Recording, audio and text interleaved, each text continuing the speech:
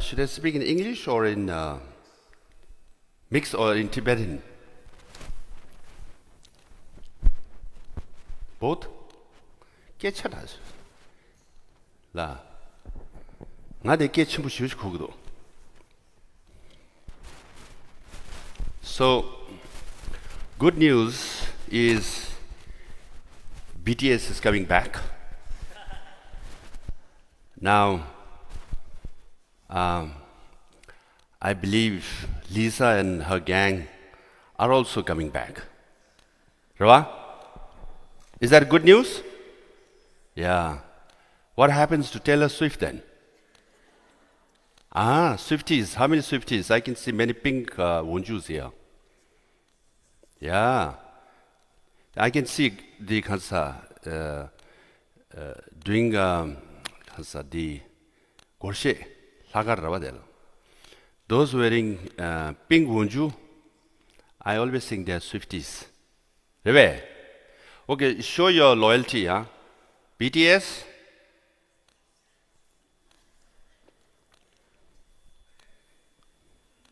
Huh? Or Taylor Swift? Oh, Taylor Swift kaji duda. Oh my goodness, yeah. So that's the good news. And what else?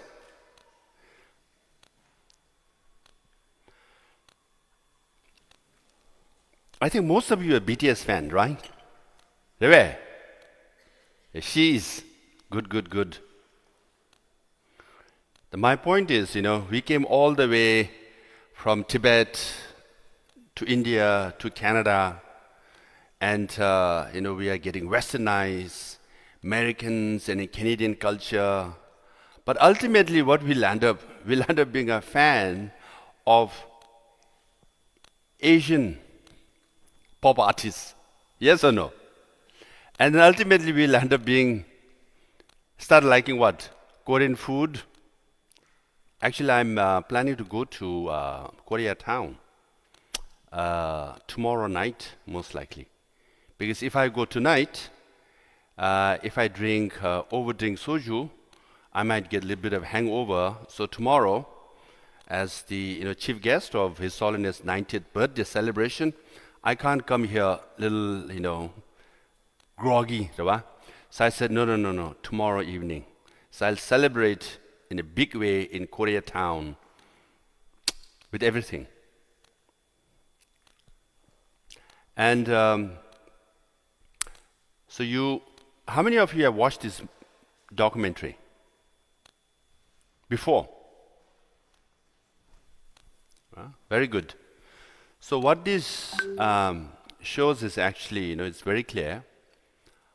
What the Chinese government is trying to do is get into the mindset of young Tibetan children in Tibet and make them Chinese and also communist.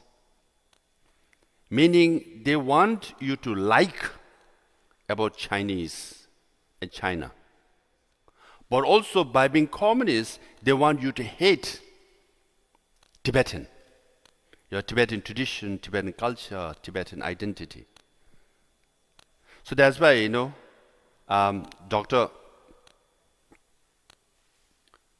of the experts say that when they spend few months in these boarding schools, children, when they come back, first thing what they say, they stop talking to their grandparents. First, they can't communicate. And they start saying, grandparents, your thinking is too old, too backward, too feudal. If I be like you, then I won't be successful in my life. So they are trying to cut you from your roots. So we are very close to our grandparents. But you can't cut your children from parents because, you are dependent on your parents. Their strategy is very sinister. They want to cut you from your grandparents first. Project your grandparents as backward, as stupid. They don't know about modernism. They don't know about technology. And once you do that, then their battle plan, 50% is done. And then they will try to make you, now they have made you like Chinese, okay? Now they want to make you communist. Then they will make you hate your tradition, your custom. So that's their plan. And they say this is the final solution or the final plan. Because if you look at the map of the world, first I'll tell you all sad stories, okay? Then we'll come about positive stories as well. If you Google, if you just say, type Tibet, it's non-existent. Right? Can you find Tibet in the map of the world? You don't. For 70 years, the Chinese government made efforts, pressured so many people, including publishing companies, governments, to remove Tibet from the map of the world. So they have succeeded that. Now they are pressuring many countries to change Tibet to Xizang. You know? Or you don't know this? Yes, now they're telling governments and countries, you can't say Tibet, Tibet. You must say Tibet is Xizang. So once Tibet, the term, disappears also from the dictionary, from the official languages of different governments, who do we become? If you say, I'm Tibetan, they say, Tibet is not even in the map. And they will say, but there is Tibet. No, there is no Tibet now. How many of you are from Nepal? Parents are from Nepal.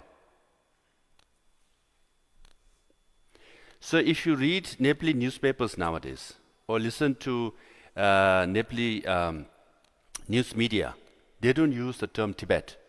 They say Xizang. So they want to remove Tibet, the word Tibet, from the language of the world and make them call you Xizang. Then who do you become? If I say I'm Tibetan, no. If you are from Xizang, means you are Zhangren. You're Zhang. Or Xizangren. See, that's their strategy. Now, with this pressure, now there's a case going on in France, right? 2 museums, they change the term Tibet to Xizang.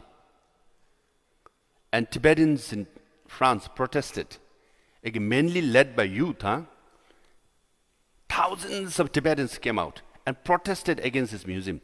For every Wednesday, every weekend, for so long, and one museum agreed to change the word from Xizang back to Tibet. So this is a youth-led movement, okay? They succeeded. The other museum has changed the word Xizang to Himalayan.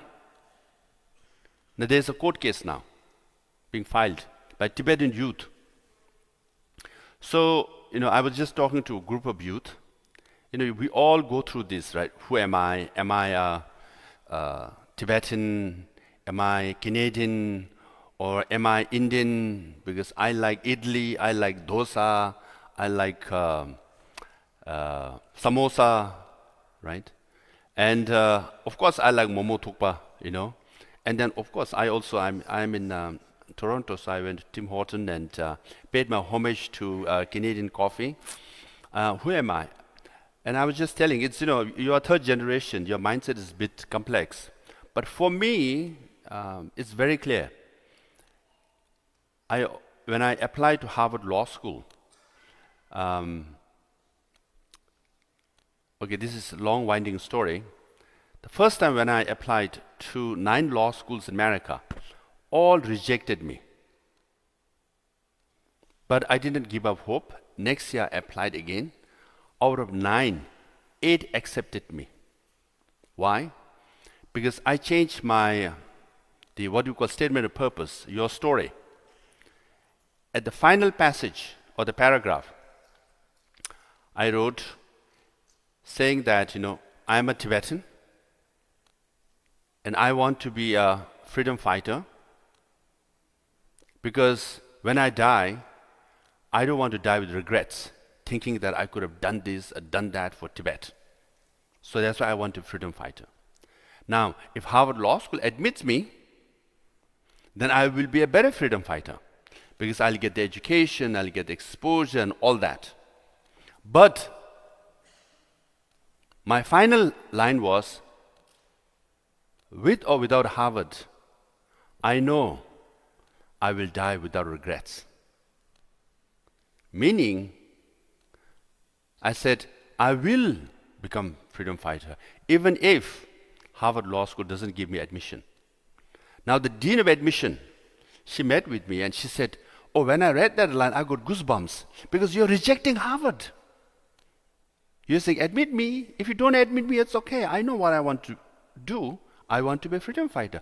That line got me admitted to 8 of the 9 law schools in second year, when all 9 schools rejected me in first year. So my point is, when I get up, I think I'm a Tibetan. And I know when I sleep, I know I think like a Tibetan. And I will die as a Tibetan. So I have this, clarity in mind. That first I'm a Tibetan, then second I'm Indian, now I'm American. So you also, again, this is my, appeal to you, okay? You should think you are a Tibetan first. And then you are Canadian second. My advice is always, integrate, but don't assimilate. What the Chinese government is trying to do is assimilate you, make you completely into Chinese, and forget everything about Tibet. So you should take advantage of Canadian system. You should be grateful to Canadians. You have friends, you hang out, you do all that. But you should always think, I am a Tibetan first. You are a Canadian citizen, for sure. Legally, you are Canadian. But emotionally, your character, your values, your identity, first should be Tibetan. That will help you. And then also to the group I was saying, why I say I'll die as a Tibetan, and proudly, because I've served as, the Sikyong of Tibetan government exile for 10 years. And I have done research. Now I'm writing a book on democracy in exile. Comparative government exiles historically, now, and there are 60 exile communities, much bigger than us.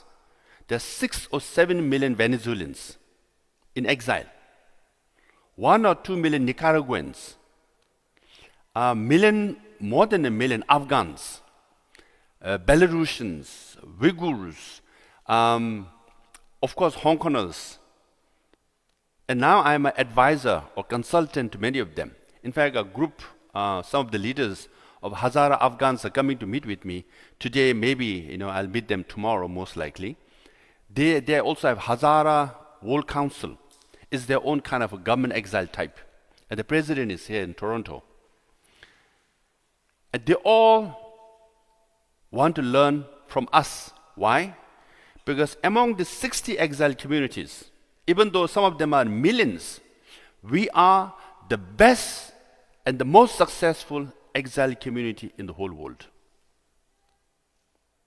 Our government exile performs better than many of the governments of independent countries. This is a fact. Now, even in Toronto, how many exile communities are there? Several, if not many. And how many communities have a chigang like this? Many of them come and rent this place. Even though we are a very new community, we are very enterprising, we are very hardworking, we are very successful. So that's why we all should be very proud that I am a Tibetan, even though politically we lost our country because Chinese, illegally, by sheer force and by sheer number, we lost our country. Otherwise, we had, I'm sure you watched the movie, Chuchigon movie, right? We are very brave Tibetans who fought, took up arms and fought and died. If our number was bigger, or if the Chinese number was smaller, we could have given them good fight like the Ukrainians are doing against Russians. Definitely.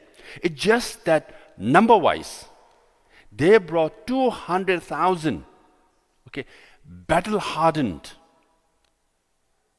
PLA soldiers to Tibet.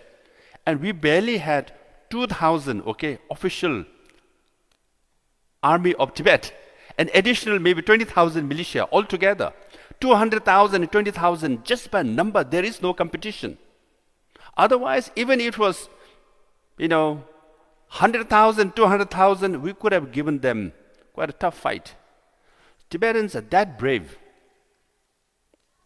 So even though we lost our country, really, I have met all these exile communities, the Venezuelan leaders, Nicaraguan leaders. I'm a consultant. They all are asking me, give me advice. How can we establish a successful government exile like yours? So, again, if you look at as I said in the small group also, our literacy rate is 96%. India's literacy rate is 82%. Our Pishungloptas in schools are funded by the government of India. But our result is better than India's. Our result is better than Bangladesh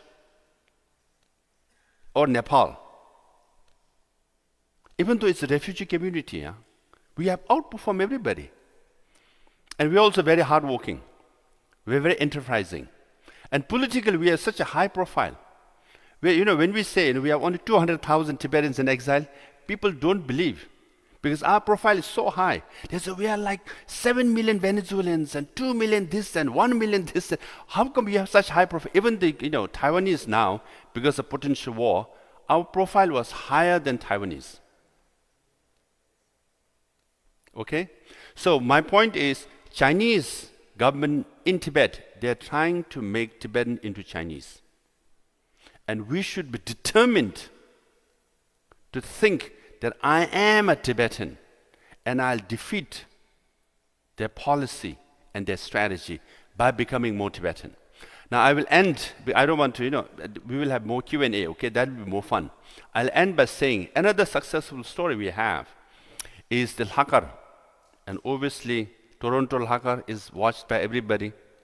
Set the trend, I must admit. Right? And, we have an elderly mom, and obviously, you have turned on YouTube, and first thing she does is either watch, His Holiness teaching or Gorshe.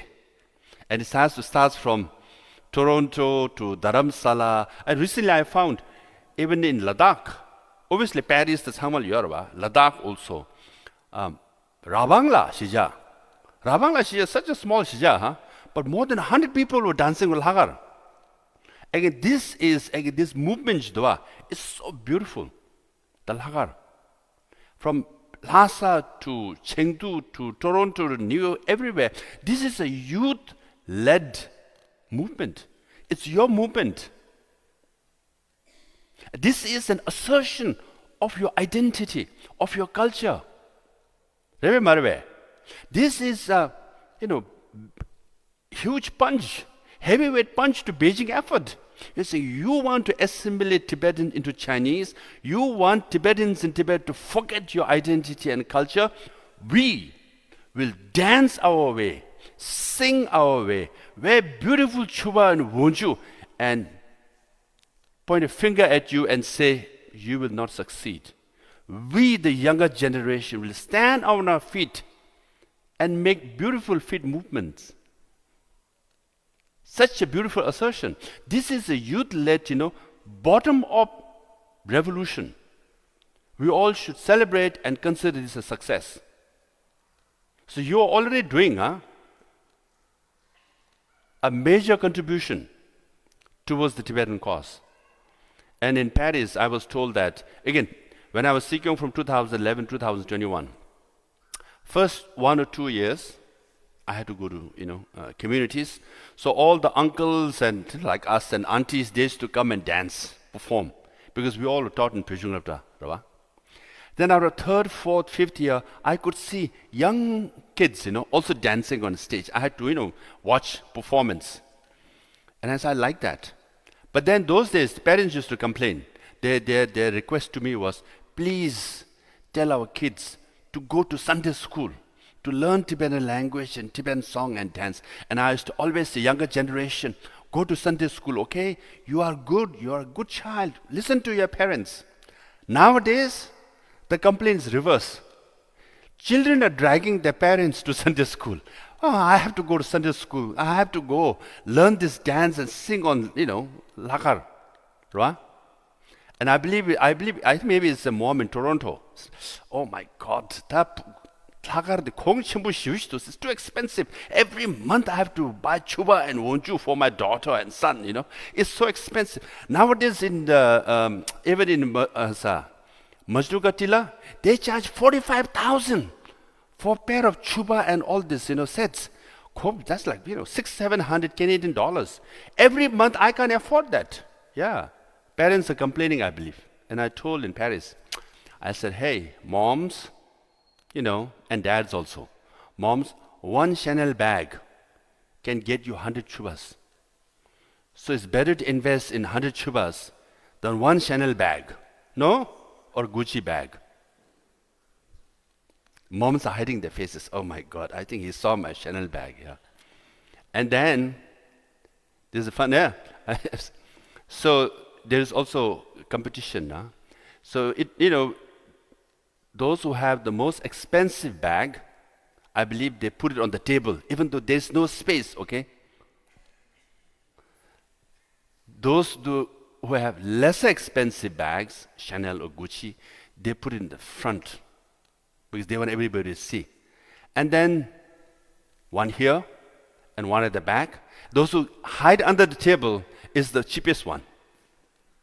So I tell all the moms, buy more chuba for your kids. It's part of the revolution. It's assertion of your identity and culture and values. And you all look beautiful, huh? My goodness. Toronto is so much in demand, Rava. But I must say, there's tough competition coming. Huh? Even from Ladakh, I saw the dancing movements. It's coming. But then all this collectively is a message to Beijing. You can try all you want, but in exile, we, the younger generation, will dance our way to the freedom of Tibetans. Now, you might wonder, how can we dance our way to freedom of Tibet and Tibetans? South Africa, if you watch the South Africa movement, they love to dance and sing.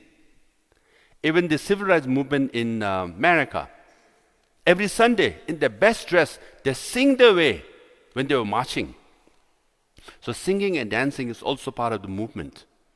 So you tell your parents, okay, when they say, no, we work so hard, you say, I'm also working so hard, but dancing every Hakar as part of the movement, I'm also contributing.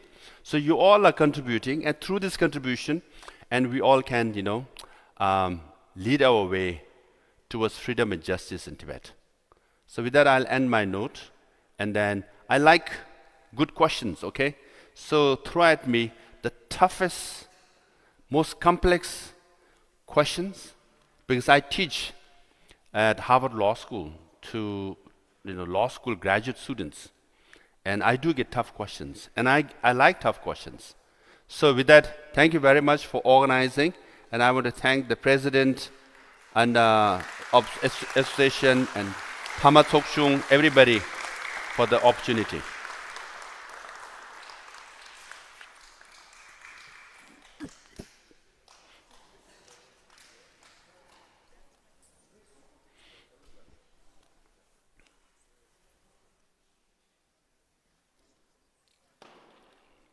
Oh, they are going to join me? Ah.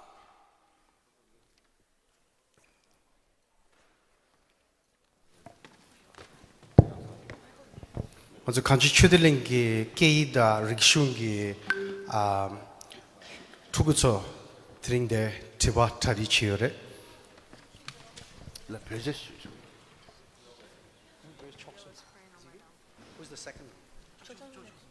좋습니다.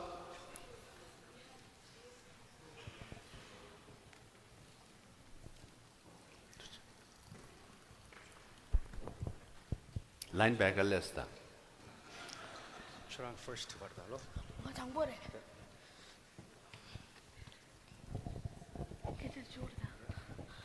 지금 에맹 뜻이 적수미 말로 주니 아니 네 대화대 한조대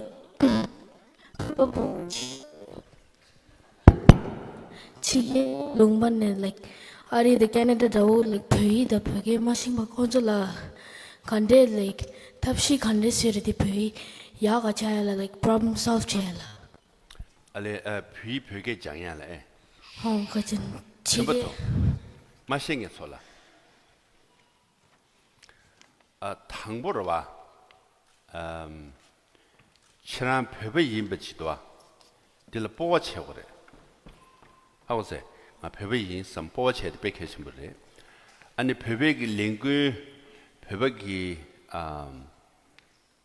벽된 데베톤에 내가 채도 백해신 거로 당보 디송자 담마싱이 지연나르다 콘솔러와 캔스 두고 나올라 캔 쇼쇼쇼 여러와 하가르라 쇼 산줄럽달라 쇼 지강라 쇼 라체 타고 수티용에 백해치물 하고서 가주 틸리그로와 안 간잠진의 콘도 솔 그래 알레 나델레나 나랑 원래 치고도 나데 기부도 깨지시에서도 도보 차고도 도모 차고도 레그로와 콘솔러 당보 베베 이인 삼에 딜라 가추고 망법만 싱게르는 게 같은데 아리나다 아리데 캐나다 유럽 나리 인사래 가자 가즈임에 간시데 가자 쭈더버인데 여러와 가자 융달라다 가장아 가자 쭈더버인데 여서래 나 베베메 벽의 장도에메 벽의 싱도에메 베베 지조라에 두게메 either it's too boring 여러와 각보도 찍지 아니야 가시 디도와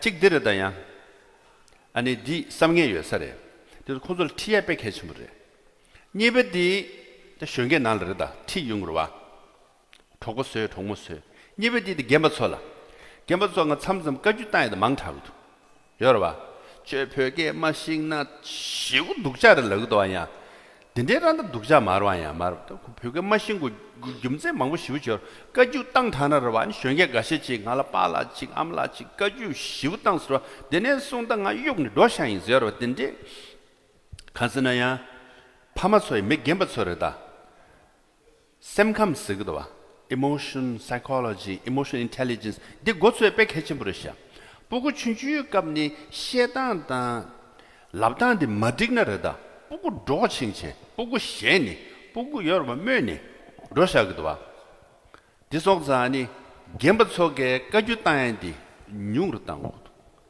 저 배바 벽에 마시는 샴데에 직질라 책 독자들도 표지 당기면도 칼리 수텐 두제로와 지난 배바님도 주아 그냥 하가를 따가주 여러분 하가님은 그냥 로쇼 그냥 받대고 아니 파겔라 일리 종에지도 디사쇼스 그냥 가래 있는 사게 있는 여러분 산님바지 때구때 땅샤나 칼리 고유되게 소용도 와 단달 하가를 잠링 용을 간den징이 제워도 망지 쉬게 갱킨 레겨와 아니 쉔바 속에 Chigla tiyung, nigla tiyung at the back hitching.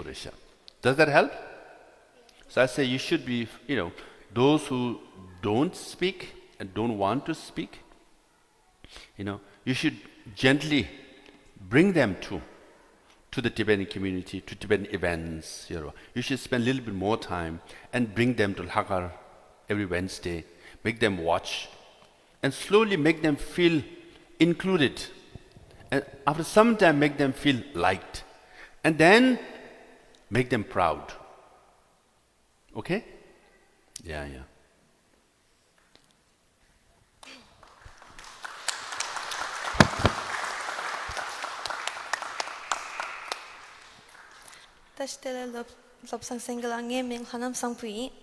My question is, what psychological or emotional effects have been observed in children who are separated from their families and communities at such a young age?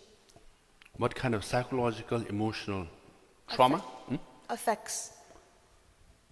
Effects? In what sense? Because you are Tibetan. And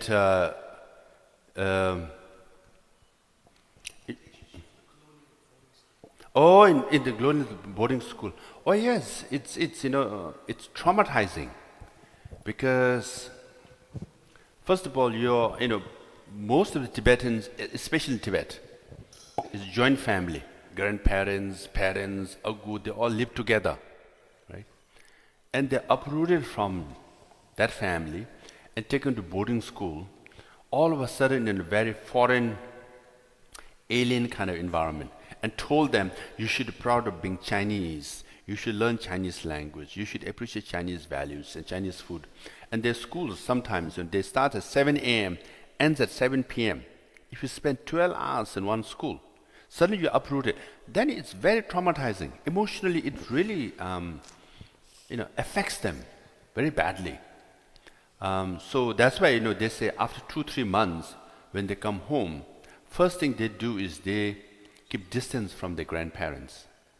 And they say whatever grandparents do is feudal, is backward. We should not do this. We should march forward, be more modern, be more Chinese. And it's really traumatizing. That's why many of the people, also in America, even in Canada, the colonial boarding school, their children, when they are adopted by, white Canadians or Americans, later they realize that, my goodness, they were completely assimilated, brainwashed into these things. And then they revolt.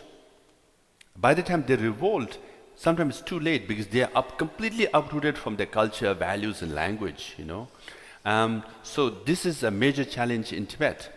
That's why we should be very empathetic towards them.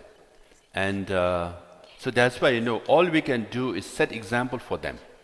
Today you're wearing Chuba Wonju, showcasing to Tibetans inside Tibet. We feel you, but this is the way we are living. Even though we are in free world, we can choose to be Canadian, but we are proud Tibetan.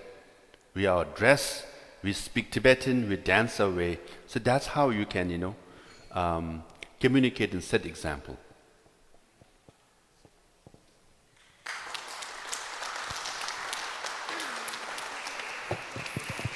Yeah. 다시들레 녜밍라 대양이 nga tiwadi ingetoni shugi. What strategies can youth use to engage their peers who feel disconnected from their Tibetan cause of identity? But the echo the shukshapur to Yarwanga. Say it again. This is your third question, right? Yeah. No, She's the last one. What strategies can you use to engage? Is that one? Okay. Oh. Mare, that was your question also, no? Marve. So ask the question, what strategies can you use to engage their peers who may think disconnected from Tibetan cause and identity? But that I think I gave the first answer, First you must make them feel included. I think you must make some efforts to be friendly with them, gently, and then bring them to Tibetan events, Tibetan community, Lakar. And then elder generation also should not scold them. We really, sometimes we are very harsh. You say, oh, if you don't speak Tibetan, you are shameless, I think we should not do that. We should be more encouraging and understanding as to why some people are disconnected. Because, for some it's very overwhelming. Who am I? I would rather choose to be a Canadian or American or Westerner than a Tibetan.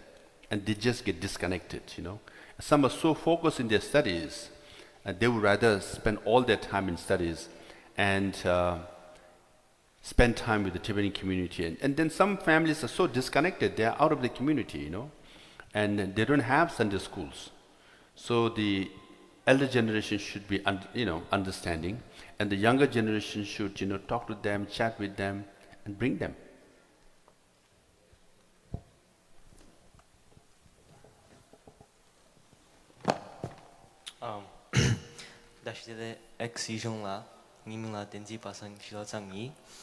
My question for you is, what are the core objectives of the Chinese residential school system in Tibet, and how do they impact Tibetan children's connection to their culture, identity, and language?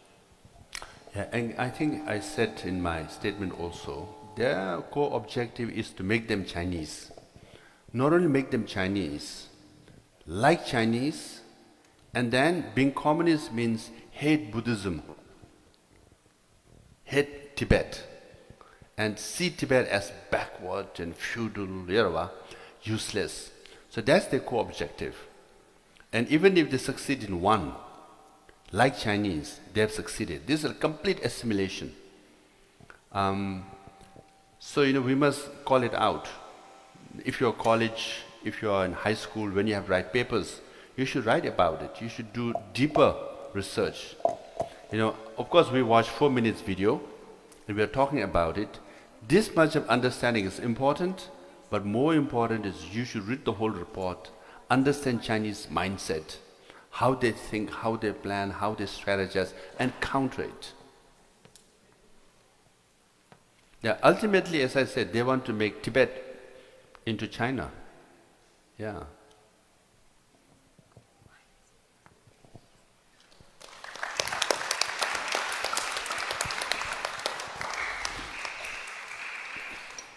Dashile sisula ngeming la rikchoi nge chiwa di hongsa cho takpa sangchö kola kalam nangido any tengdu gi she handis laglen tar kores sugi 상주에 라이지도와 아니 상주 참닝지 써야지 민망부지 고뇌태기도와 잠닝지 제오르에 상주에 지났다 경마도 캡산치에 말에 딜레 마랍체 한바체나 캡산치에 라이지도와 디 심주 약보 제용되어 가라 상주에 지나 캡산치에도 가서가 심주 군디 망부지 제용 열어봐 랍제 야용되어 가라 배나 compassion based leadership 서기도와 상주 라템베 고티 켄싱 나라를 빼팽이도 돼 간서는 당부 수수 고티 치기 있나다 내가 치기 있나 꿀롱데 상주의 돈이 제발 있나다 나 내가 디 배 된다 치기에 뱀이 쌓여 툭 된다 치기에 라나 닝제기 시샤베 닝톱치도와 슈크체도 딜레 나란 된다 치기에 나 맹 된다 치기 여러봐 나란 땀 된다 치기 나라라 아니 주지그라나 섬지 치기 일라나 아니 걔나 강에 태되어 가라 람상 화라 아탕아 융사 말에 나 맹지에 차사래 여러봐 나 람로 도사 말을 섬슈 차두고도 와 딜레 상주의 참닝지 시샤베 돈은 닝톱지 여러봐 디톤 내가 제배 있나 캐나라 말에 가져라네 야 디기민도 가져라네 깡에 같아봐 있네 나 뱀이 쌓야 툭 튼다 지구였다 나배 튼다 지구였다 뱀이 튼다 지구였다 서봐 닝제의 상주시도 신을 시샤부터 지고 아니 캐나 심슈 체크 디윈도 하는 게 빼치자고 나는 워싱턴 DC 도대고로 US Congress 로비치가 나 로레를 탱니 숨 삼점 시두고래 But na State Department, the White House, sani jujugo marunze. So imagine, can I think sumju door the Washington D.C. la State Department yungchugo mare, White House yungchugo mare, chana chulo tugres, coffee house tugi, room chulo tugi lana, can I see going nga shiwi some go or paga tugo mare, can I chulo tu de go.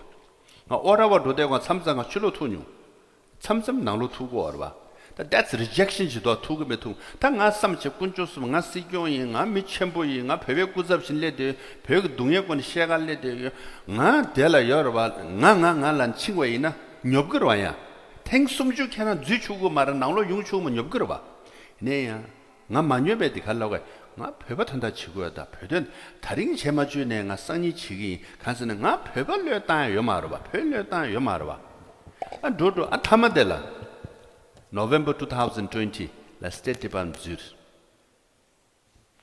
December 2020, White House Zurich. Lochu gorda, tema sumju shibju doni.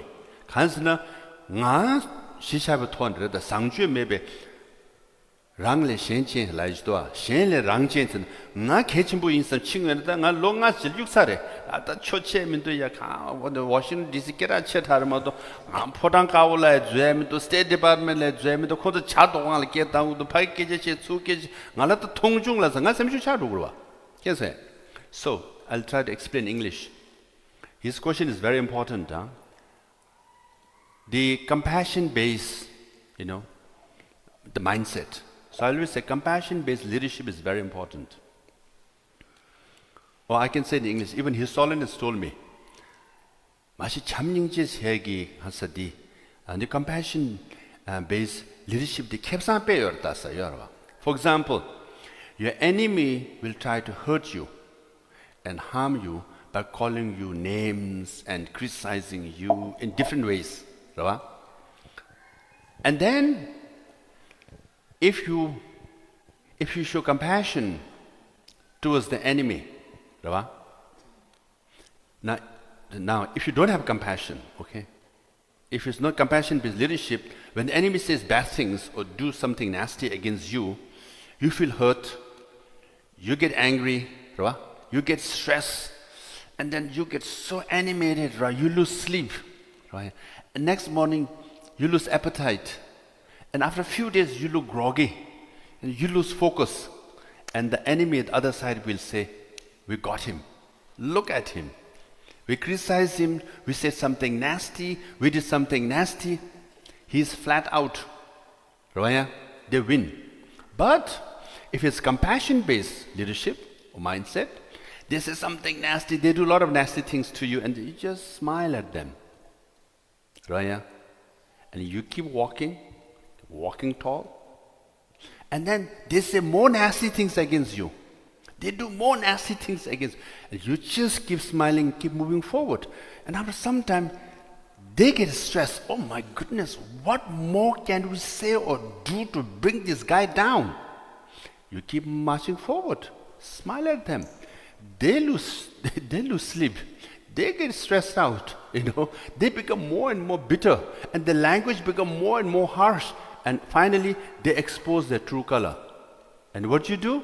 Keep smiling, keep working, keep marching forward. So compassion-based leadership is the best strategy to defeat your enemy. You understand? So, when I went to Washington, D.C., I used to go 2, 3, 4 times a year to Washington, D.C., okay? So I was never allowed to enter the State Department or the White House. Can you imagine? I used to think I'm Sikyong, I got elected, I had a government exile. I should have a seat inside the building. They said, no, outside the building, in a cafeteria. I used to meet in Starbucks. Reda, don't you think you feel humiliated? A mid-level bureaucrat say, you can't come in. We have to meet outside.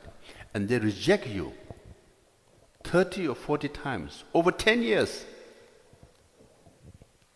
So, had I gotten animated, had I gone angry, I would have given up after 4 or 5 years. Enough, man, I'm not going to go to Washington, D.C. This is such an humiliation.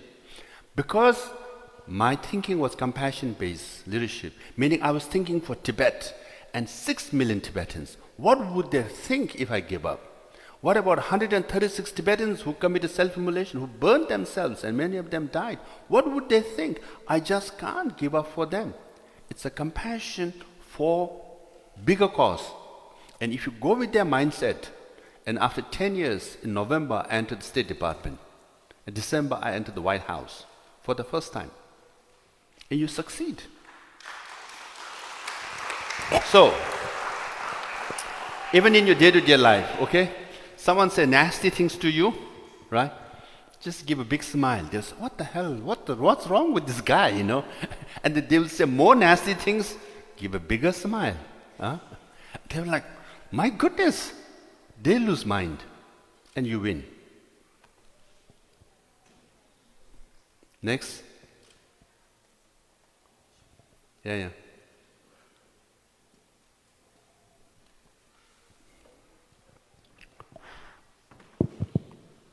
Tashdele Dr. Lobsong Singala. My name is Arya Tara, and my question is, what does Tibetan activism look like for youth in North America today, and how has it evolved from previous generations? If you look at Lakar, it's very good. I can clearly see the younger generation asserting their identity, Yoruba, their values. So participation in Lakar, Yoruba dance, is part of the political movement. This is a major political act, okay? Also, if you look at the branches or the groups forming Students of Free Tibet, it has ups and downs, right? Now the younger generation should do more. We should be more active. Because time has come, now His Holiness, tomorrow we are celebrating His Holiness' 90th birthday. And I had the honor of having an audience with His Holiness on June 2nd recently. And we all know, we all see His Holiness clearly aged now.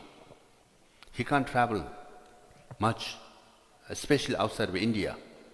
So before, when he comes to Canada or America, there's headline news, he meets presidents and prime ministers, we get coverage, and so many members of parliament and cabinet ministers, they want to meet with him, and our issue is highlighted and promoted.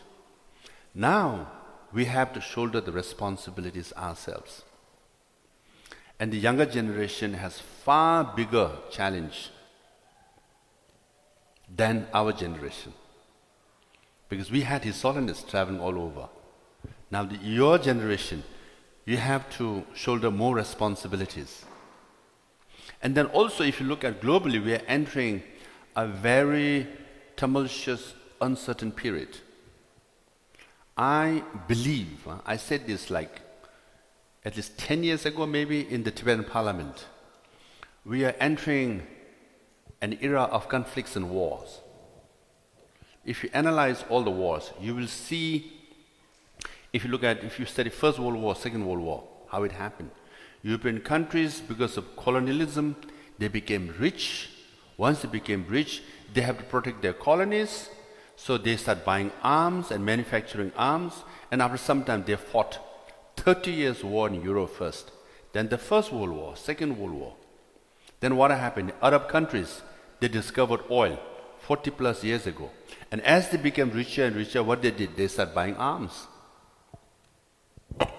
And they start fighting. They're fighting even today. Can you imagine Arab countries, they believe in one God, Allah. They believe one messenger, Muhammad. But they're fighting even now. Now what's happening in Asia, right? Asia as a continent buy more weapons and manufacture more weapons than Arab countries. So now we are entering a phase that Asia is becoming richer, but they are manufacturing and buying more weapons. They are preparing to fight. Now Europe is increasing the defense budget now. From less than 1% to 5%. They all are arming themselves. So you look at the world, everywhere they're arming themselves. Even Canada is increasing the defense budget. Why? They all are buying weapons. So this is a very uncertain, tumultuous period, and you guys will be entering that phase. We had 30 years of peaceful era, I'm talking about the world, okay? After the Soviet Union collapse, Berlin Wall collapse in 1990, to 2000, 2010, maybe 2015, we had by and large peaceful world. There were no wars. Now, there will be wars. And the climate change is real. Right? You had such a hot summer, right? Even in Boston, New York, hottest summer in Europe. Climate change is real, global warming is real, another major challenge. So we're entering this era. Now where do we put Tibet in this uncertain period? When there are conflicts everywhere. Now China is saying they want to be number one in the world by 2049. They want to replace America by 2049. That's the 100th anniversary of Communist Party of China. They have declared so. Okay? Now to be number one, they have to replace America. To replace America, if you study, there's a book called Thucydides' Trap. Okay? They have analyzed all the great wars of the world. And they have concluded that whenever there was great power rivalry, there were 16 times there was a superpower in the world and other power came and replaced them. 16 times in the world. In the 16 times, 12 out of 16 times, they decided through war. Meaning, there is 75% chances that by 2049, between America and China, who becomes number one will be decided through war. With all these arms being built up, and China declaring to be number one, we are entering this phase. Can you imagine? So, in your lifetime, there is 75% chances that there will be Third World War. Now, to be number one of the world, first you must be number one of Asia. So China has to replace or remove any potential challenges or number two in Asia. And which country is potential number two? India or Japan. So now there's a huge build-up in Asia for big conflict. Maybe over Taiwan, over Senkaku Island, or East China Sea or South China Sea, or in the Himalayan belt, Galwan, Doklam, Himalayan belt in this border between Tibet and India, right? Historically, or Tawang. So there's a potential, flashpoints. You never know where there will be conflicts. And where do you put Tibet in this context of the geopolitics? And that's the younger generation responsibilities. So not only you should be an activist, okay? You should organize events in your schools and colleges and form groups, but you must understand the bigger picture. If you don't understand the bigger picture, you keep running things. If you keep doing the same thing, what we do, this is from this age of AI now, right? You have supercomputers in your hand. You can develop and do a lot of things we could never do. 30 years ago, we used to send email to each other. We thought, wow, this is a breakthrough. Now I can communicate around the world without, spending lots of money on Telegram or, all that. Now you can do. So you have, on the one hand, major conflicts in the world coming, involving China, which involves Tibet. But you have also a lot of tools in your hand. So I would say use AI. Learn AI.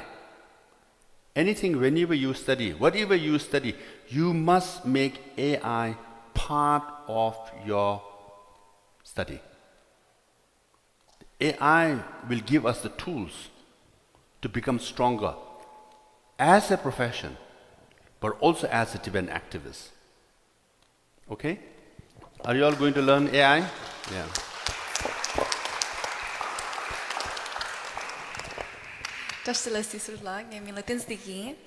My question for you is, how do young Tibetan leaders in North America navigate the balance between integrating into Western society and preserving their Tibetan culture?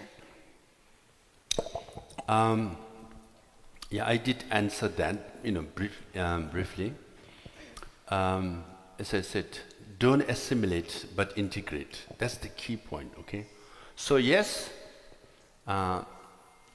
you should buy Taylor Swift's, music, listen to BTS, like all the Korean food you want, but don't give up on momo and shaphale, and especially laping, okay? So, as long as you like momo more than Korean barbecue, you are a Tibetan. That's the test. As long as you like your shaphale more than hamburger, you are Tibetan, at an individual. And even music, keep listening to Tibetan music, okay? And you're wearing chuba. Once you wear chuba, especially women has advantage. They look so nice, right? Now male chuba is also evolving. So, first and foremost, I always say, you should, it might be difficult if there's a pyramid, you should say, I am Tibetan first.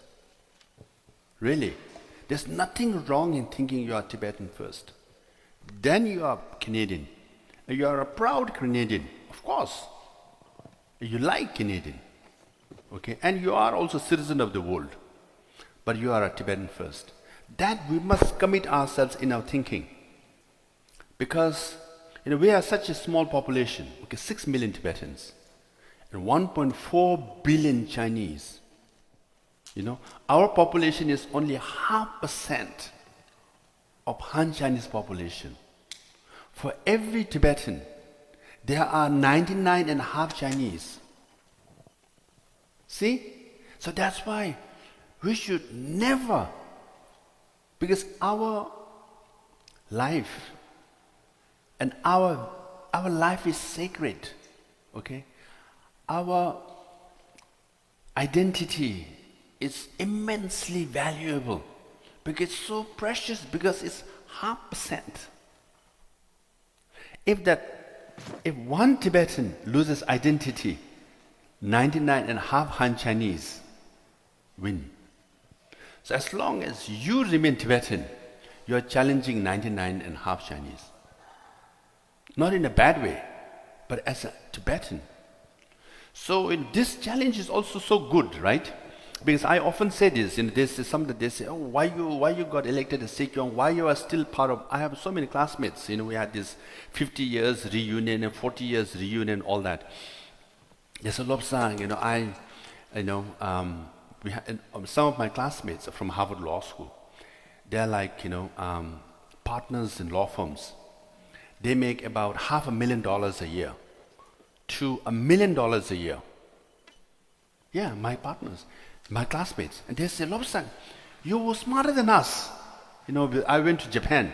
They said, my goodness, in the negotiation class, when all the class, and then we had professors sat across the table, and one of the students had to sit this side, and we had to negotiate with the professor. And all my classmates put me on that chair. And when I negotiated with the professor, I won. Or at least there was a deadlock. They say, my goodness, in our class, you were the best, strongest negotiator. Had you joined law firm, you would have made millions. They always, even now, they say, why you are Tibet? Having said that, we had this many reunions. So they all are they all are making millions. They've made millions. Okay, they are making millions now. But in the class, I am the most popular one. Even today, they all admire me. But Lobsang, I have a beautiful house, this and that, but I'm one of the 8 billion. I just disappear. But in our batch, you are the most high profile. What you do is admirable. We are now, we have almost 60 years, right? When you look back in life, they say, my goodness. When we all talk about among ourselves, we all say, what is Lobsang doing? My goodness, he's in the news here, he's in the news there, he's traveling, he's doing this and that. Yes, they have more money than me. But if you Google Harvard Law School alumni, right? What they call prominent alumni, my name is there, not theirs. See? So, one should be very proud, right? And one should always think, I'm a Tibetan. Even though you say, oh, I have to work so hard, I have to speak for Tibetan cause, and I have to share these sad stories of Tibet, there's self-immolation, this destruction. Why we have bad news all the time, right? Isn't it? Something is so sad, right? They tell you all the sad things. This boarding school is also a bad, sad story. But that is challenging your character. That is challenging your courage. And in one's life, there are very few moments when you are challenged. 8 billion people, most of them don't have this opportunity. And when you are challenged, when you shine, you become a leader. You know the definition of leader? No? When an ordinary person does something extraordinary, that's leadership. See? And we as Tibetans are given this extraordinary opportunity to represent Tibet. 6 million Tibetans. And when we succeed, we will succeed, okay? It's a fact. It's a law of karma. Why? There is a life, there is a death. Okay? Xi Jinping, he will die. China, one day they will collapse. In 20th century, 8 major empires collapse and disappear. British Empire used to say, sun never sets. They had colonies from Africa to Europe to Asia. Okay, France, you just name it, Russia, so many. 8 empires in the last century disappeared, collapsed. And there are empires now. China wants to be empire. Empires come and go. Dictators come and go. Our day will come. When that day comes, the question is, did I do something towards that day. And if you have done something towards that day, even by participating in Hakar, even by being an activist, speak for Tibetan rallies, you will be very proud. Because ultimately in Buddhism we say there is life, there is death. Just before you die, you should not die with regrets, thinking, oh, I could have done this for Tibet, I could have said this for Tibetans. You should die thinking, you know what? I gave my best shot and I have left this legacy for my children and children, their children. They will carry forward the movement and they will succeed. When they succeed, they will remember me because I also contributed. You know? Don't you like that? Right? So, that is our opportunity.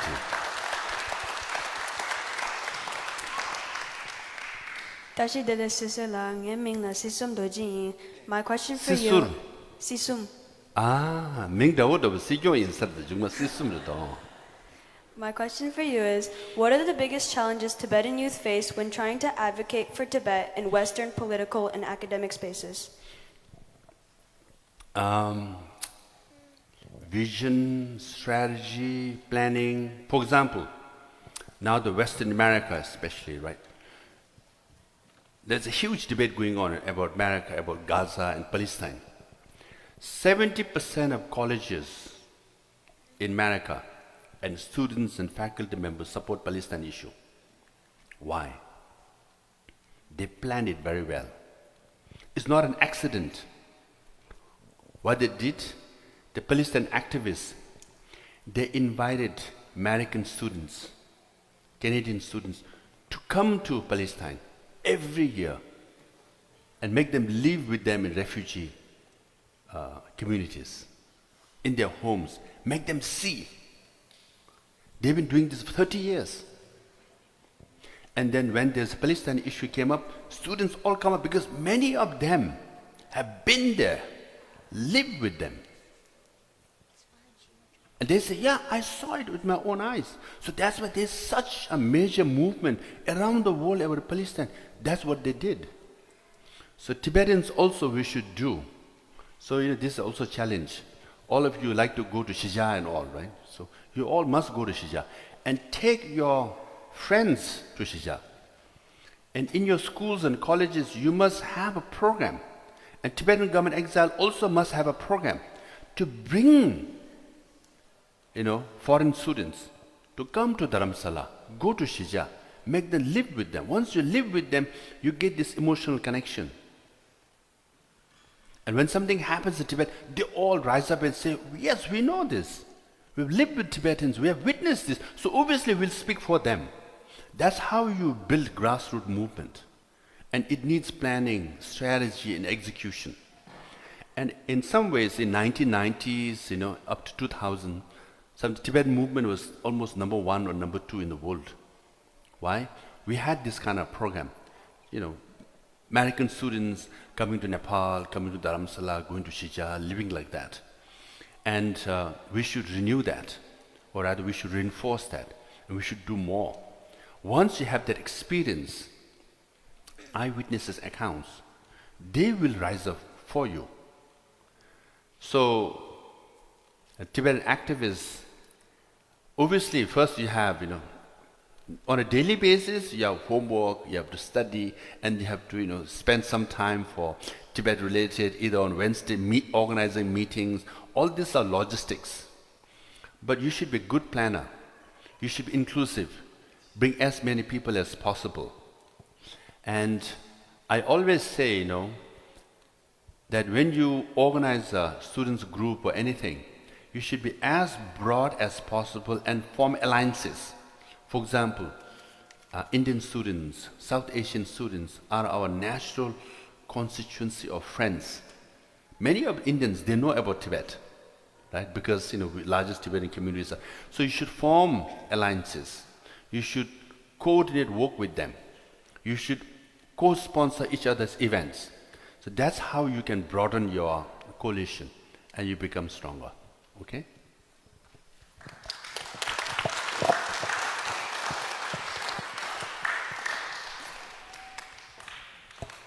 Tele Dr. Lobsang Sangye. Nye Ming Chenga Yi. My question for you is, how can Tibetan youth leaders build stronger bridges with elders in the community to ensure continuity of the Tibetan struggle and cultural knowledge?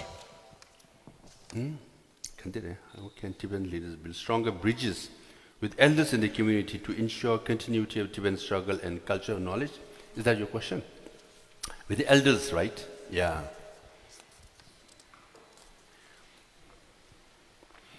Patience and tolerance, because elders tend to be bit kajus havo, right? Don't you agree? Huh? They are like, no? They scold you a lot, right? That's the Tibetan style. We had a very patriarchal mindset. And immediately we'll end up scolding. Because, as a parent, I also know, So it's important, whenever a parent says something, you should say, yeah, their parents, they're like that, they will say these things. You need a bit of understanding, right? And sometimes you must push back a bit and say, hey, I'm doing everything that you're asking, So there has to be balance between pushback and understanding and patience. You're looking at your mom. I can see that who your mom is, yeah. With light pink, won't you? So, both sides, okay? I said, you can't look at your mom when I said, the parents has to be understanding. I also said, you also have to be understanding, So it both ways. You must find a common ground. Because also you must understand, this is not simple parents-children relationship. Parents have additional pressure. Because they all were taught, you should represent Tibetan cause. In addition to being a normal parents, they have an additional burden or responsibilities of being a Tibetan, of having lost your country in a foreign world, right? So you must understand where parents are coming from. You have to live up to what is the community expectation, right?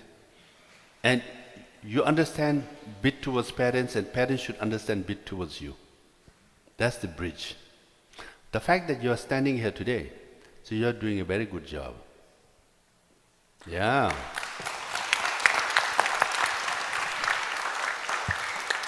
라서 드링한서 간지 추들링기 랍데기 롭드 남부터 상말 라고 최시더나.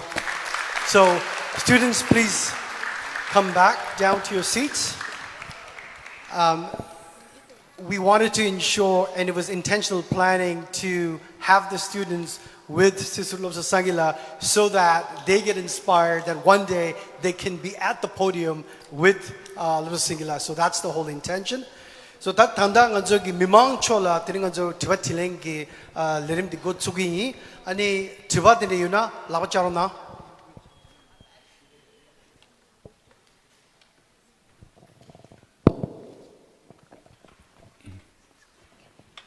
Just less is a lot of things cho.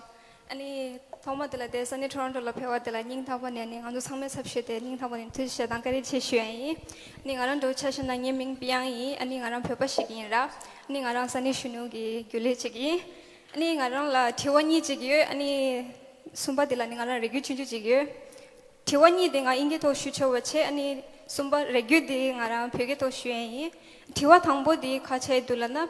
As a former Sikyong, what challenges did you face that you believe every young Tibetan leader should prepare for? Ngasane thate khari chigo yome chikche. Ani niwa tilani ngajo nangi gen khebada ani phimi saya mangbo chigi gen khebada lani khebar tinde yore samge tura.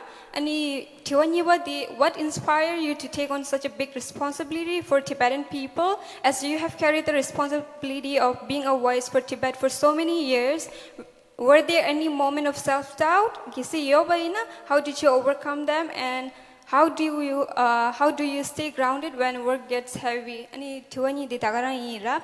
Ani sumpa tila ngara regu chunju chik di kharrela na regu di mashu gong la te poster la nga they clearly thonga dura. This interactive session is your chance to ask questions, share your voice, and explore why Tibetan language and youth leadership matters more than ever.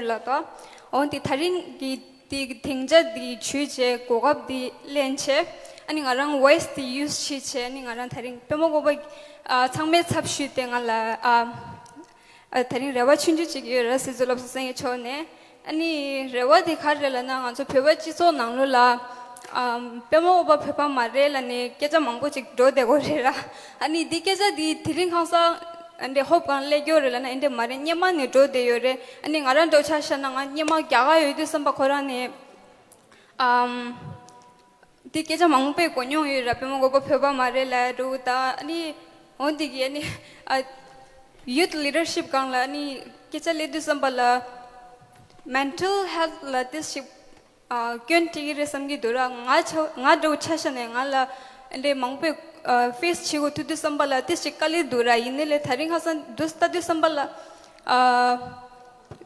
Toronto chigo mare kyakala ine re ani pheba ji program even khari ne pemogo badin zomete chikali khakpo chigire not because they don't care kunzo nga khewa me nga dewa me endo mare ra because they never feel like fully accepted as a Tibetan ani they left out feel chigo rera ani on the this chikali khakpo chagore samgi dura ngara samchula ani on the ani nga sikyon lobso se chola regular ira nga pheba sangma gi lago relen lai mera those who don't know please educate them nga the regular ira on the khachila na when me gi barber so gi identity gang la kese thidi sambala we start wondering like khachine nganzo lendi lagorelani if because nganzo ke logo pemo ko ke logo yorira ondi gang la chi chani lagi na I believe utang la ke logo yigire khamdola khamge yor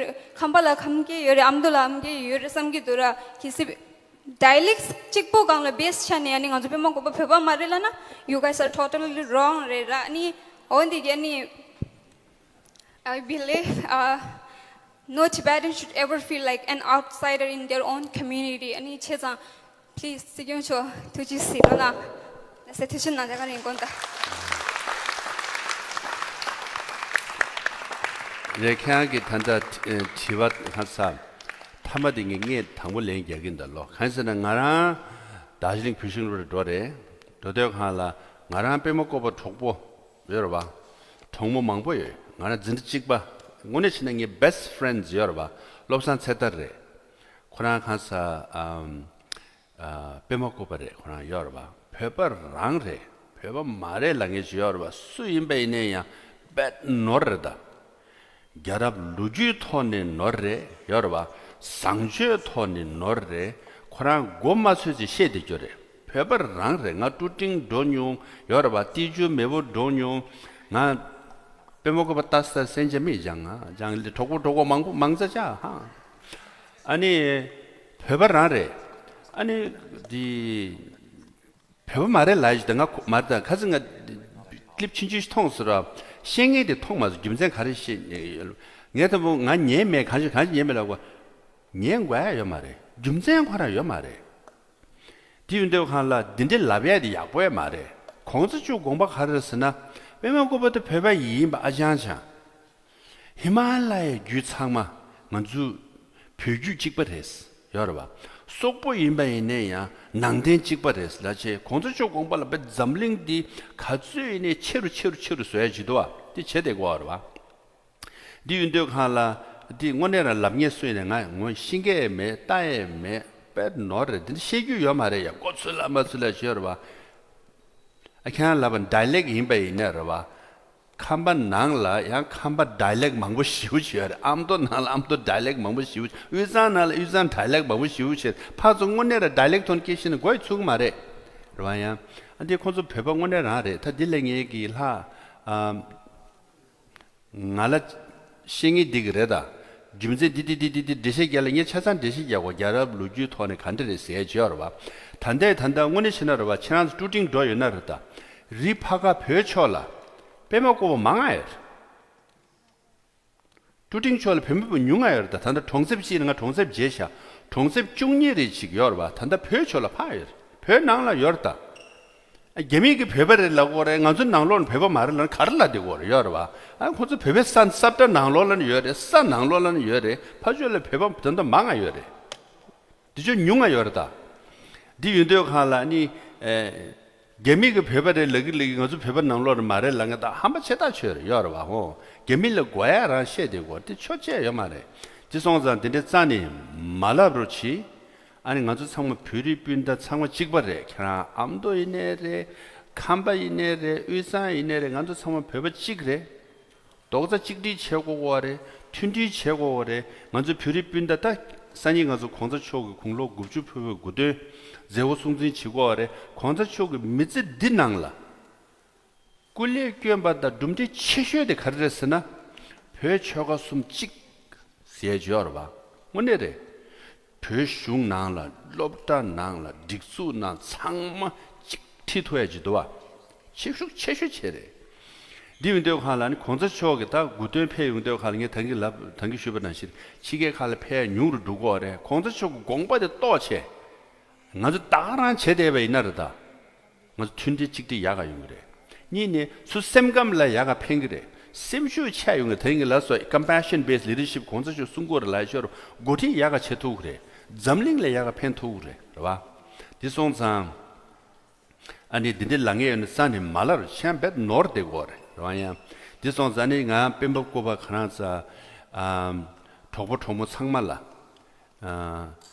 콘서브 지존나를 용량 최고래스 생애 용세 찍을 요 말에 용세 찍 칼라 땡체 아니 셈슈 차바 이나르다 아니 콘서 융아 누가 징해줘라 콘서 캣 누구래 봐 망하기 배바 상마 찍바래는 찬솔 가수 징해마도 누가 삼게 요 말에 다 당초 내내 빠르 셰샤고도 고슬라 마슬 찍 셰고래 삼체 그래서 콘서 로팜 마체로 치슬라로 치알로 이게 가진 것만 라디고요 간사 당 앞에 먹고 보면 대바 축심을 쉬워요 봐 나게 가샤라이 딘들레도 넬라고요 단다 시종 빼먹고 밖에 신경 질려요다스 라야 중만 빼먹고 봐 안직 될래고 그랬다스 라야 나도 배버 찍버찌게 하다스 영어만 라뉴 아니 디용도 할라 아니 캔섬 뽀 채고래 가부 채고래 라봐 난섬 별이빈다 샤라 찍버라래 디스와 투체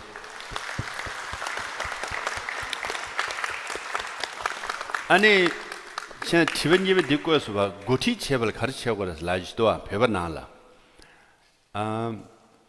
롭종 망 채고도 난 시경 제사르다 시경 제니 당아 하버드 PhD 디그리 망불라고 할 때가 잠링 등자 돌아 가는 간점싱이 탈레팀비치 제투여래 삼고도 이내가 하버드 린이 제제야 탈레 로시를 같이 되려고 롭종 제대 단데 당 같이 올라서는 기지 등자 토셔 날 표바이라니 여러 시교이라는 등지 춘주지랑 말 표바간 시에 시주 춘주지려 말에 땅가 게지 등절 칭내다 당선가 야가기 TV 인터뷰도 왔다다 타이완기 TV 인터뷰 되었다 날 티바 가르고 그래 야나고네 잠링고네 야가고네 치아간 거 그래 표디 야주 추니슈스인도 티바 야주 독주 든주 간나나 롭산 생게 단단가 캔서 통서 고도인데 데베톤이 양스데 데베톤이 야가 TV 가 캐서 델레되고 할라 TV 리퀘스트 렐레버래 여러봐 간실라나 롭산 생게권 시에바니 깨지 침복 티바 가족 간역거베 네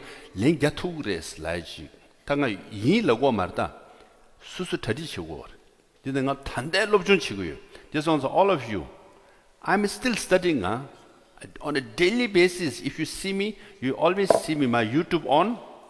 I'm always listening to debates. China, America, Europe, Bet Korea. I read about 10 newspapers a day. Everything on international relations, geopolitics. Now you can ask me about Taiwan, China, Southeast Asia, Europe.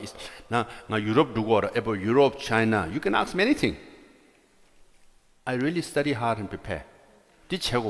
So we should be global experts, international relations experts.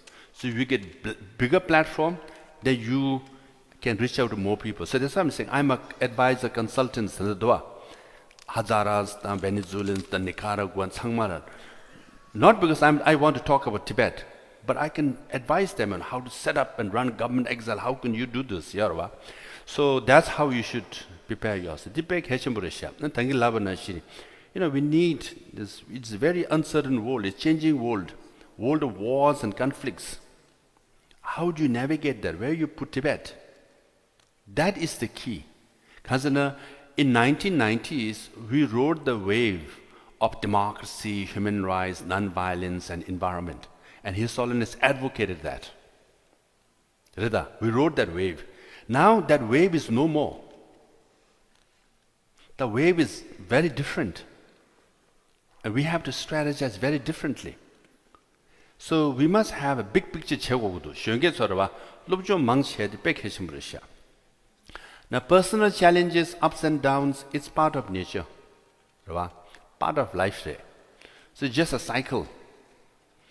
Sometimes, especially when I was Sikyong, 136 Tibetans committed self-immolations. Some as young as 7, 8, 10 years, 60. How many times you cry?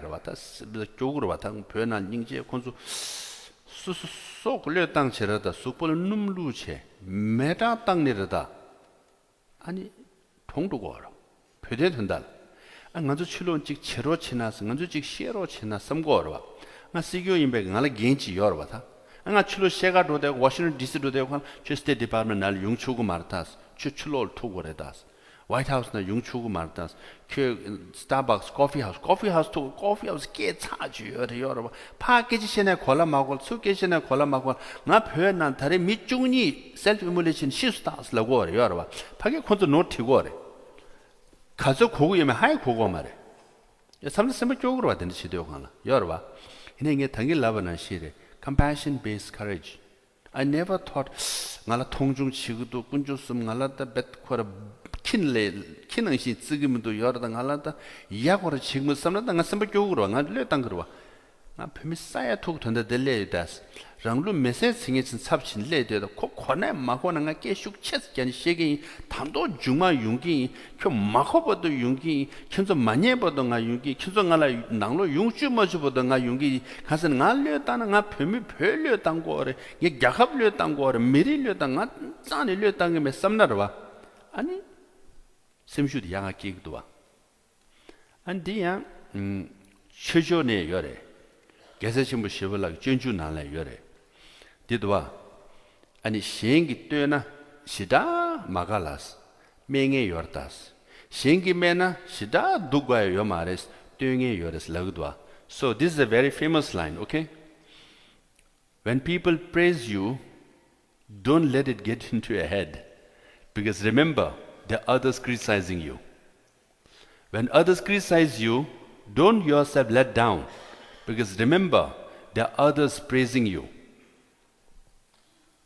That's equanimity, tanyum. So I always go like that. When people criticize me, I say, hey, I don't give a damn. Why? There are people praising me. When people praise me too much, sometimes they say, all kinds of things. They say, hey, I shouldn't let it get into me.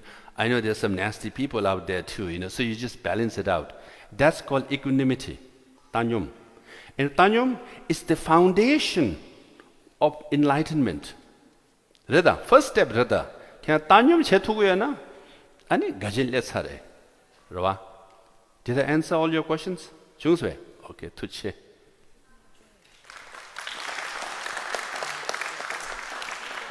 내시도한 파괴시도. As you're describing your current stories and experiences, you are always working hard for the Tibetan people.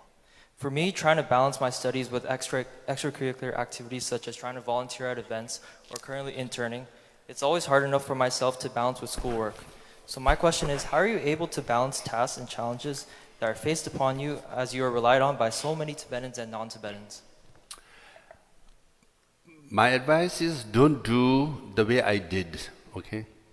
When I was in Delhi University, I was Hansraj College, so you can sit down. So first year, my attendance was 51%. Second year, my attendance went to 41%, something like that. Third year, my attendance was 33%. Because I was an activist, Tibetan youth leader. So I always thought Tibetan cause was more important. So we used to go to in front of Chinese embassy, protest all the time, get arrested, always organizing, always doing things. So don't do the way I did it, okay? So there was no balance. Now, if you're a student, focus on your studies. That's number one, okay? And if you're doing some activities, if it is affecting you, negatively affecting your studies, focus on your studies. Number one, your study is the most important thing. Okay, you get good education, then you are good. Then as you study, and if you can devote some time on other activities, Tibet related, then you should.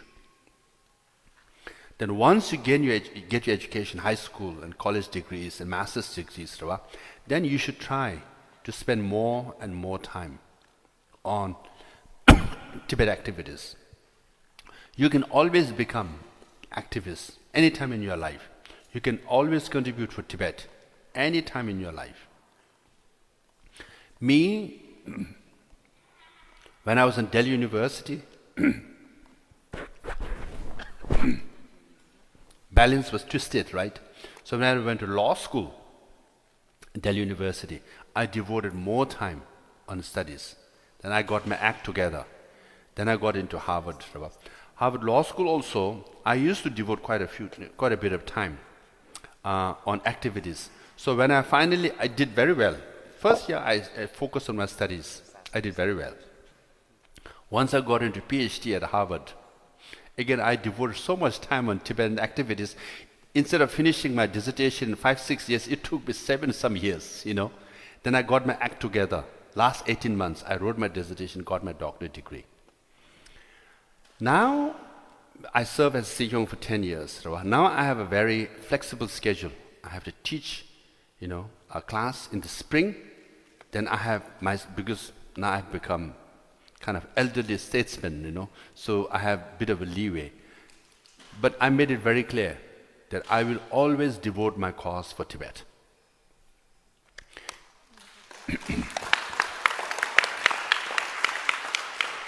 Another thing also, I travel a lot.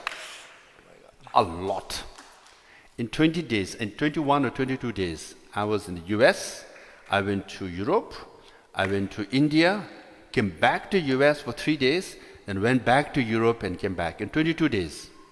Right? And I do it all the time. Last time in India, when it was in January, in 19 days, right, I was in 9 cities and 5 countries. I do all that. Again, all the time. I sleep well in the plane. That's my trick. And how I sleep well in the plane, I always tell my mind tells my body to sleep because I have to be fresh tomorrow. I have to do this. Again, always thinking about Tibet. If I am not sharp enough, if I'm not prepared enough, I might bring Tibet down. So recently there's a clip. I'm not trying to promote my social media. Okay, you can check Facebook, my Facebook. I went to Global Security Forum.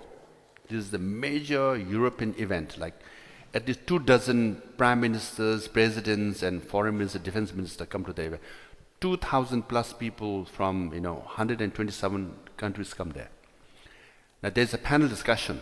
Okay, the presenters they speak. And in that 45 minutes, you have to listen to all the speakers. Then you have to come up with a question, right? And you have to, and then everybody thinks I am the most learned and I am the expert in that room, okay? There are like dozen, 2 dozen, 3 dozen people raising their hands. And I also raise my hand. And I can say proudly, in one clip you will see Robin, okay? He says, we have only a minute and a half or something left. There are so many hands raised, but I'll give chance to Lobsang. What he says? Because Lobsang always asks good questions. Why? Because I listen to the presenters. And then and there I come up with a question, which is relevant, okay? But somehow connected to China, the punchline, and perhaps Tibet. As I get up, I say, I'm a Tibetan, right? Then ask good questions. So these things, need some skills, but all the time, prepare yourself, study yourself. So that's the best thing, okay?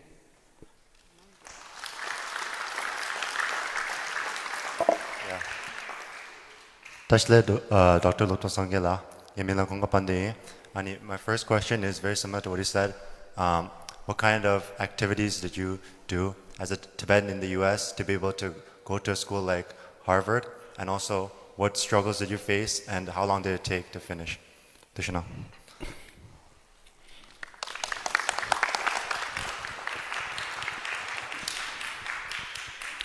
No, actually, college admission, Yoruba,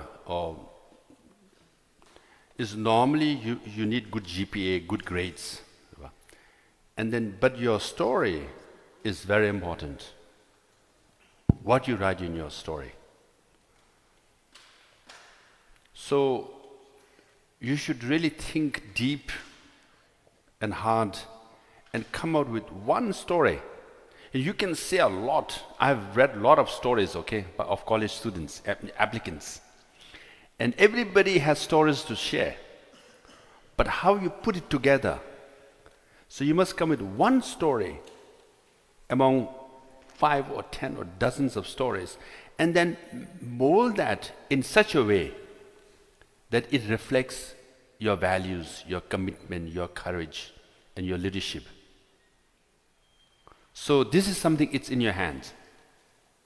So, and I shared with you, right, when I applied to 9 law schools, all rejected me. In second year, 8 out of 9 accepted me because I changed my story. I improved my story. And then, for example, when I first came to Harvard Law, did my master's degree, I didn't know that, I would do PhD and I would be accepted as PhD student, okay? I had an interest, but I didn't know I was good enough.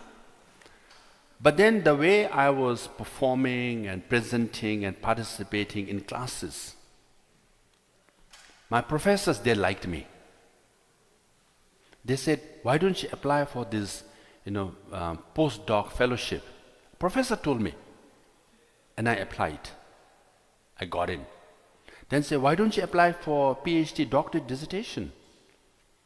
And I applied. Because of 150 students, only 6 were accepted to the doctorate degree, right? And my professor told me, why don't you do it? And I did. Because again, it's not so much you're acting or you're pretending, but genuinely performing in the classroom. Not trying to show up, okay? Be genuine, be real, be committed. And they all are, they're all experts. They know, they can read your mind, they can read your commitment, where you're coming from. And then throughout my PhD, interestingly, half, if not 75% of the students spend 20%, if not 50% of the time applying for scholarships, grants. But for me, it was provided every year by professors because they really saw my commitment. My English was not the best in my class. Even today, I say this. I acknowledge I make mistakes in speaking English. Grammar mistakes, words, even today, I know. I'm not the perfect spokesperson as far as command of English language is concerned. But the difference is, I have the courage or sense of pride of being a Tibetan. I always think I should speak for Tibetan people because I am a Tibetan. And if I don't, who will?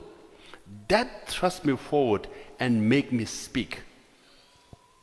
I always say this, if I have a command of your English language, my goodness, I'll be flying on top of the world. But I didn't. I went to Bishunglopta. Famously, seriously, Darjeeling, we had this Teshu recently. We were talking our school teachers. We had a school, I don't want to name her. Her English was so poor. She was our English teacher, okay? So there was a chapter on lion, right? The king of the jungle, and explain what does lion do, how he is the king of jungle. And I remember asking him, Madam, what is lion? And she said, Lobsang, lion means lion. Bujana? What is it mean? Lion means lion. You don't understand? Which she couldn't explain, So with that kind of teacher, our kind of command of English will be very poor, no? Literally, I started speaking English in class 11 and 12 when I went to St. Joseph College. I had a friend. I don't want to give him full name, but his friend. St. Joseph College, he was in we had bunker bed, right? He was on top, I was in bottom. And we were talking to each other in English. And after some time we say, listen, hakose. hakose. 고추고 말다는 것은 인지기 작아 죽어요. 여러분. 파 고슬라 마슬 수 고슬라 마슬. And the funniest joke is his cousin in Darjeeling, he was from Nepal, asked him to bring a pair of jeans. Okay? And he brought 2 jeans pants. 2. And he went to his cousin and said, here are your jeans pants. And she said, no, I asked for a pair of jeans. Yes, there is a pair. He said, no, a pair of jeans means 1 jeans. No, you said pair. Means I brought 2 for you. So can you imagine? We are like high school, the senior, the junior, pair of jeans, the chikre, the hakoma, nite shari. And you pair $1. Pair jeans, pair. Can you imagine? Even in high school, we didn't. Our English is so bad. The pair of jeans, So with that kind of background, we grew up. So can you imagine the struggle? So I always say this: what you need in life, the grit, determination, chigi, shigi, dugi, something doshagore. Don't listen to your naysayers. There'll be so many naysayers, sometimes even within your family. That's a Don't. Just believe in yourself. Just grit, work hard, keep moving forward. And then you will show yourself. Your teachers will know, your professors will know, people around will know, and opportunities come. Share grit and determination, Reda. Just keep moving forward. Then if I have to tell you how we struggle, challenges, Class 12, I used to do business with Nepal and Delhi to pay my college tuition fees. I didn't have money. I borrowed 5,000 rupees from my neighbor. And my uncle gave me 5,000 rupees in Nepal. With 10,000 rupees, I did business with Kathmandu and Delhi. I used to sell Wijing, jeans pant, 2 dozen here, 2 dozen here. Can you imagine carrying 20 kgs each? I was 19 years old. That's how I made my college fees. Can you do that? I don't think you can even lift 20 pair of jeans. So, share grit, Rane. I want to do this, I'll just go and do it. Okay? So that's why first you must believe yourself. To believe yourself, you must always be proud of being a Tibetan. Be proud. Believe yourself. And then say, if I don't, who will speak for Tibetan people? Okay?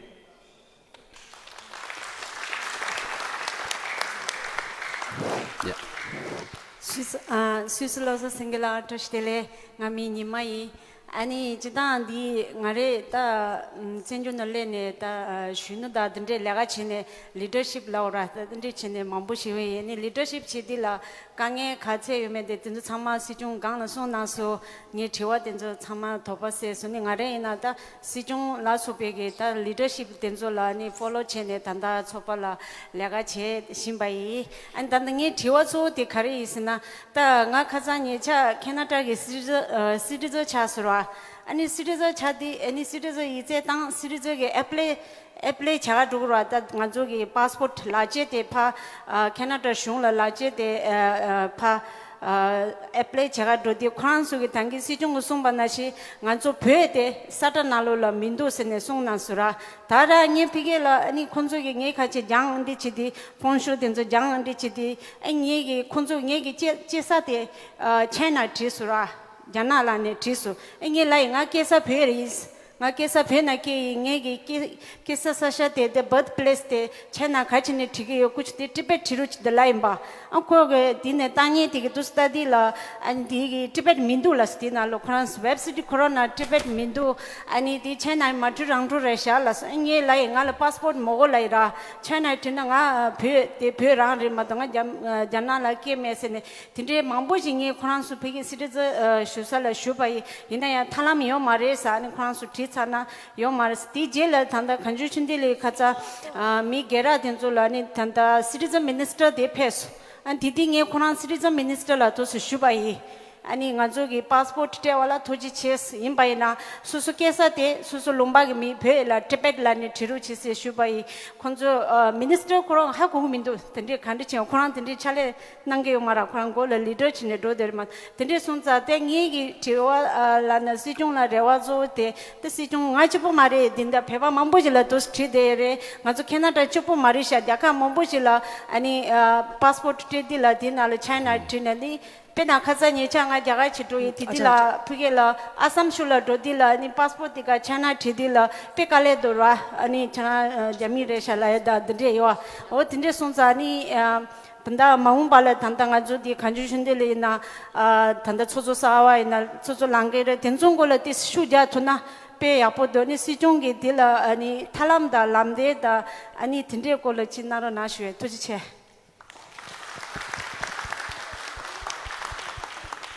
레타디 가서 점링 용을 강에 지래 되셔 여러분. 뭐마 어린이 가르쳐 버렸으나 당부 어린 랭게 콘서 파스포트 되고 차이나 티되고 콘 사막이 감주 잡라 니슈 잡으러 봐.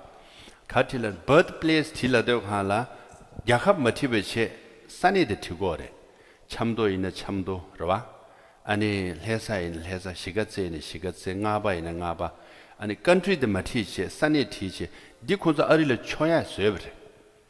choya sueche ani mangpochi passport ningba mangpochi sane yor yakhabdi yo mare di lamlu chik chechogu yosa di sonza Canada ni nyeshu gyaba inarata nganzu sane tiro chi slaba ina di lamchi nge yu sigre samgdo ani mare ta nyeshu gyabchi ta ko suego go arwa nen ko tezol shu nyeshu pyu chama chego ene ma konzo dikshi nala dini chogre san ta cheba ina lamlu sawa chi twen yore samgdo 아니야 가시에게야 고 차이나 티나야 별로 답데 두슬랑이야 다 차이나라 마티 카메라샤 랑에 용도와 다디서 별도 남야 별땅금인 두스기도 아야 호저 자가티나 디코 수수스 내단데레샤 다디 지기나 아니 깨네르 슝르 니슈 퓨체 딕시 라네레 다디 증종게 여러와 탁슈 토네니 산에 티는 디그레스 라베이나 탑람치 그레스 아무도 그래 대체 tani kangazo chuzu chungi cheka ya pedu tani kungala shela gi tuzo semyungu te insani twas ni sar wala bu lo jomba de zoin dangazo tangbo ko kapte zadi lasani shuruna Tashtele Dr. Lopsang Sangila. My name is Tenzin Kunsel, and I had a question for you. For some context, I've become a really passionate Tibetan freedom fighter in these past couple years as a high schooler, and I've participated in and I'm part of many activism groups such as Students for Free Tibet. And in the activism space that I'm in, I've realized two really big challenges that Tibetan freedom fighters face, and I just wanted to hear what you think about my perspective. The Tibetan movement globally is powered by grassroots networks and communities uniting across the world to attend protests, organize events, and spread awareness amongst people who aren't Tibetan. And I've noticed that movements such as the Palestine movement that you mentioned before, they are very effective in organizing and planning, as you mentioned, and especially the fact that grassroots movements are really dependent on the general public's perception of Tibet and, like, for example, of Palestine. And I've noticed that Tibetan activists face a problem of not being able to control the narrative of Tibet. And the second problem I've seen is among like diplomatic spaces and academic spaces, people do realize the like the problems that China has, but because China is a global power and their power and the way they've colonized Tibet, no countries are really going to fight China per se. And because of this, I've noticed like on online spaces, the main like Chinese propaganda that I've seen about Tibet is that recently, like because of the United States, Trump administration and everything, and because United States historically has been like competitive against China, whenever people are saying like, oh, in China, Tibetans are losing freedom, Uyghurs are losing freedom as well, they're in concentration camps, I see people replying with, oh no, this is just propaganda. And I see specifically people saying this is CIA propaganda. America is trying to put China down, and this is just propaganda against China. And I've realized when they're saying this with hatred towards the American government. And I feel like this just downplays the Tibetan freedom as a whole. And I've noticed this a lot in online spaces, but I just wanted to see if you've noticed this at all or something about that, yeah. Thank you.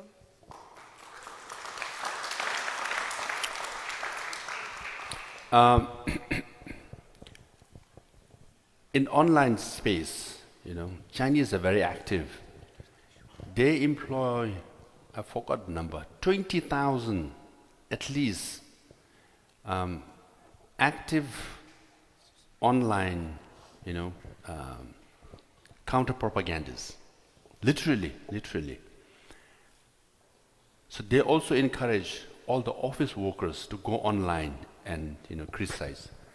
So you should not take online, counter narrative as representative of the general public. They disguise themselves. For example, in my social media accounts also there are like a lot of critics. I know some Chinese are hiding, and then using all that. Recently, even the His Holiness Dalalama.com, the website, was hacked by Chinese. In fact, by the Shugden group, and they put all the Shugden propaganda. So they're capable of doing that. Once His Holiness was giving a teaching, right? And in the Chinese, the Facebook and YouTube account, Chinese language, they have like 10,000 criticism against His Holiness in Chinese language. So this is all orchestrated. So you should be aware of this. Now even, the Americans and the Europeans, the world is aware. There are so many trollers, right? They just do that. Now, about narrative, you're right. We must think hard and plan hard. This is a sensitive topic, okay? Recently, His Holiness made a statement about his reincarnation, right? Now, I have worked this on for 7 years, from 2016 on. Because I have had very close, interaction. Because I have like at least 100 one-on-one audience with His Holiness, right? And often I discuss about this. I know his thinking, I know his mindset. And he's a visionary, he's a strategist, right? And then I knew this day was coming. The His Holiness statement was coming at the age of 90. Now I started speaking about reincarnation. If you notice, if you go to social media, I started speaking about it 3 years ago, at least 2 years ago publicly. And look at among the criticism, Tibetans were criticizing me. Because what I was trying to do was control the narrative, right? We must be out there before others. We must say our part of the story first, so that the Chinese cannot counter it. They have overwhelming presence around the world. Do you know what the Chinese say? That in 200 countries around the world, there's not even a single country where Chinese news media, either newspaper or radio or television, do not reach. More than America. And what do we have? We have nothing. But what we can do is control the narrative. So that's what we need to, why I started speaking is create awareness among Tibetan people. what is this reincarnation. My line of argument was not about what His Holiness should decide. That's His Holiness' decision. My argument was not what His Holiness should say or should not say. That's His Holiness' decision. My argument, my narrative was, whatever His Holiness says, we must be prepared and we must support him. And we must ride on that narrative. But Tibetans don't understand. Oh, ta kena tanda kundu kusu shu dewe kalu chiran dende yangsi konsheni namdo re nire kware sumde yorwa. They were just criticizing, right? Thank goodness I worked on this for 3 years. And last November, I organized 2 days conference at Harvard. It takes a lot of effort, okay, to put a conference like that. You have to talk to all these scholars individually, raise funds, and Harvard to agree and have the event and put it out there on YouTube, Now, when His Holiness made a statement, I'm not trying to show off. Among the Indian media, who got invited the most as a guest? 1 or 2 people, or maybe 3. And I am one of them. Why? Because they know I can speak on this. Even CNN, you just look at, I was in BBC and, Deutsche Welle, the German TV, and, NPR radio, and then Australian radio and London radio, just internationally. And if a Tibetan can speak on this issue, we can control the narrative. To do that, they don't invite you just because you are Tibetan or you have a position. News media, what they look for is you're presentable. Someone can say things precisely. Someone can give you news. Someone can give you insights. That's what they look. Because they say you have only 4 minutes. BBC said you have only 4 minutes. Okay? In fact, if you check, it's only 3 minutes and 36 seconds. And you have to say everything. The questions and the answer. Right? Says it's not that easy. So somebody say 4 minutes, 6 minute segments, 8 minute segments, 12 minutes. If you have 20 minute segments, no problem. So to control the narrative, you must study your issue thoroughly. And if you know your issue thoroughly, whatever questions they put you, in this news media, they don't give you questions ahead of time. They just ask you right then and there.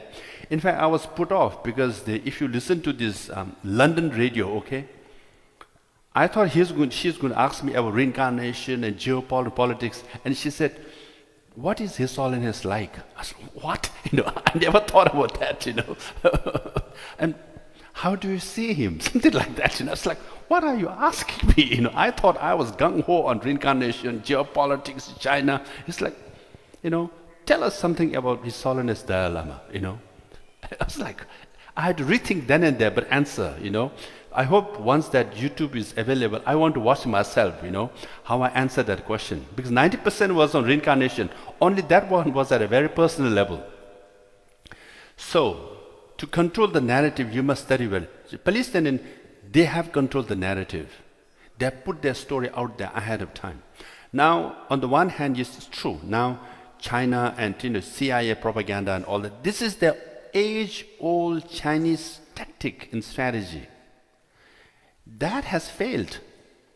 Till 2016, everybody wanted to do business with China. They wanted to invest in China. They wanted to be friends with China. Right? They control the narrative. I saw that. It was so difficult to people listen to you. But since 2016, image of China has changed now. In Canada, you can do this research. Okay, Pew, PEW, okay, survey. 65% of Canadians had favorable views of China in 2015-16. Check. Now it has changed. I think it's around 20%. Now 60% has negative views of China. So now it has become easier for us to put our narrative out there. Okay. Now you work for SFT, it's very good. You should keep doing that. But you must form coalition with others. Bring along Uyghurs and Hong Kong and Mongolians and others and Taiwanese. Why I say this is because it's a fact now. They are in the news, we are not in the news. But we are the elder brother. We laid out the groundwork for them. We put our narrative out there for so long. When Uyghurs came out, I tell them, Hong Kong came out, when they say, oh, Chinese government is mistreating us, they say, exactly, they mistreated Tibetans, now they're mistreating you. Right? So by building this coalition, what happens is that you are not talking about Chinese and Tibet as an exception. Yeah, they're bad to Tibetans, otherwise Chinese are good. No, they are not only bad to us, they're bad to Uyghurs and Mongolians and Hong Kongers and Taiwanese as well. So this is a pattern, this is a system that you see. And this is the Chinese world order. Recently I gave a talk at, I'm not trying to promote my social media, okay? If you check the Liberty Conference, LibertyCon in Europe, this is the largest liberty students organization. They have branches in 67 countries, right? They have 4,000 events a year all over the world. This is the biggest meeting, and I was the plenary speaker, and I was talking about Chinese world order. Okay, what is Chinese world order? So that's the narrative we must build. And I say, in Chinese world order, a foreign minister can disappear, and no one can ask question about it. And the President Xi Jinping appoints defense minister, he disappears, no one can ask question about it. And a general is appointed, disappears. Another general is appointed, disappears. No one can ask about it. That is Chinese world order. Chinese police station, there are 102 Chinese police stations in 62 countries around the world. Can you imagine, including in Toronto, there's a Chinese police station monitoring Tibetans in Chinese. And the surveillance systems are sold in 86 countries. Chinese surveillance cameras sold. This is Chinese world order, right? And elite cooptation, they buy your journalists, they buy your business people, they buy your politician. So you must come out with this argument. You must know what Chinese world order is. You are the authority. You are a Tibetan. You can speak about Chinese world order because we have witnessed that, we have experienced that for 60 plus years now. And when you do that, in that Chinese world order, this is Tibet, this is how Tibetans are mistreated, and not just us, now they are mistreating people around the world, including you. Canadians, there is a Chinese police station in Toronto. Do you know that? You are being tracked. If you have a Timur, is it Timur app, where you buy all the Chinese cheap goods? Your phone is hacked. Chinese government is listening to you. They track you everything. Do you know that? TikTok. It's Chinese. You are giving data to everything to Chinese on a daily basis. Did you know that? So you know the TikTok of America, the CEO said, no, we have nothing to do with Chinese government. This is free and autonomous business outlet, and we are independent of Chinese. That's what the CEO and the president of TikTok said all the time to the US Congress. Now, President Trump is saying, US Congress passed a law saying either you sell TikTok or we're going to ban it. Now they decided to sell it. And President Trump announced that few Americans are going to buy it. What are they waiting for? You know what they're waiting for? They're waiting for the Chinese president to give the permission. Now, if TikTok does not belong or controlled by the Chinese government, why do you need the permission of the Chinese government or Xi Jinping? Right? So, but then if you listen to everybody, TikTok is independent. But that's why I don't have TikTok account. Many of you do. You are being hacked. You are being watched. On a daily basis, you are sending your data to the Chinese government. They know exactly your movement and they feed you information. And you listen to TikTok, you listen to Chinese government. That's how they control the narrative. So there are a lot of things to do, but very important to study. Now we must graduate ourselves from a spokesperson for Tibet to spokesperson for China to spokesperson on international affairs. Then, you get more space and you can control the narrative, okay? So carry on doing the good things, yeah. Russell, Tini ta tiringa zo loptu number 2 ki zegor de la tenot tigi yosa tiringa zo loptu chubula kugap tingi paji tiwani yuse chik purana. Tashle Lusangela. So my question is, in these changing geopolitical situations around the world, especially through the last few years, as different countries have changed their foreign policy, and obviously China, as you have said, has attempted to gain prominence to #1 superpower over the next few years.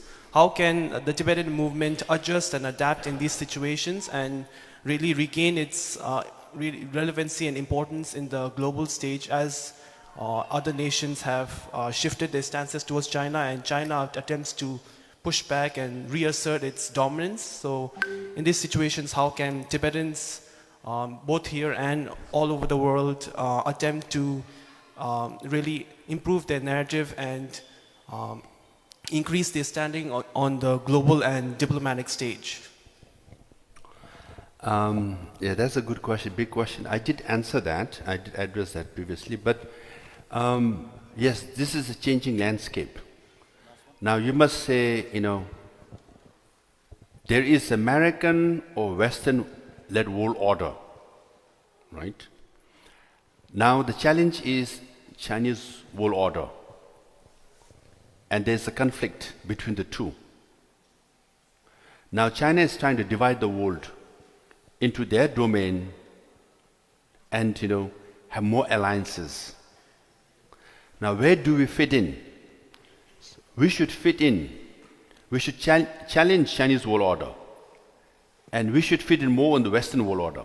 Now having said that, if you say the Western world order is the best, it's really good, then no one will listen to you. I always say this. I know Western world order has double standard, hypocrisy, double face. Sometimes they backstab you. There are all kinds of wrongs and mistakes and weaknesses in the Western world order. And we are witness to that, right? Tibetans are supported sometimes, Tibetans are not supported sometimes. But any day, this world order is better than the Chinese world order. This world order, the difference is this is a freedom-based world order, right? I can criticize America, American President, American Congress, Canadian Prime Minister, Canadian Congress. I will not go to jail tonight.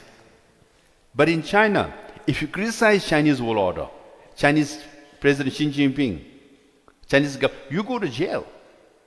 So you must contrast these two world order and reinforce to your friends. They say, hey, Chinese seems nice. No, you have no idea.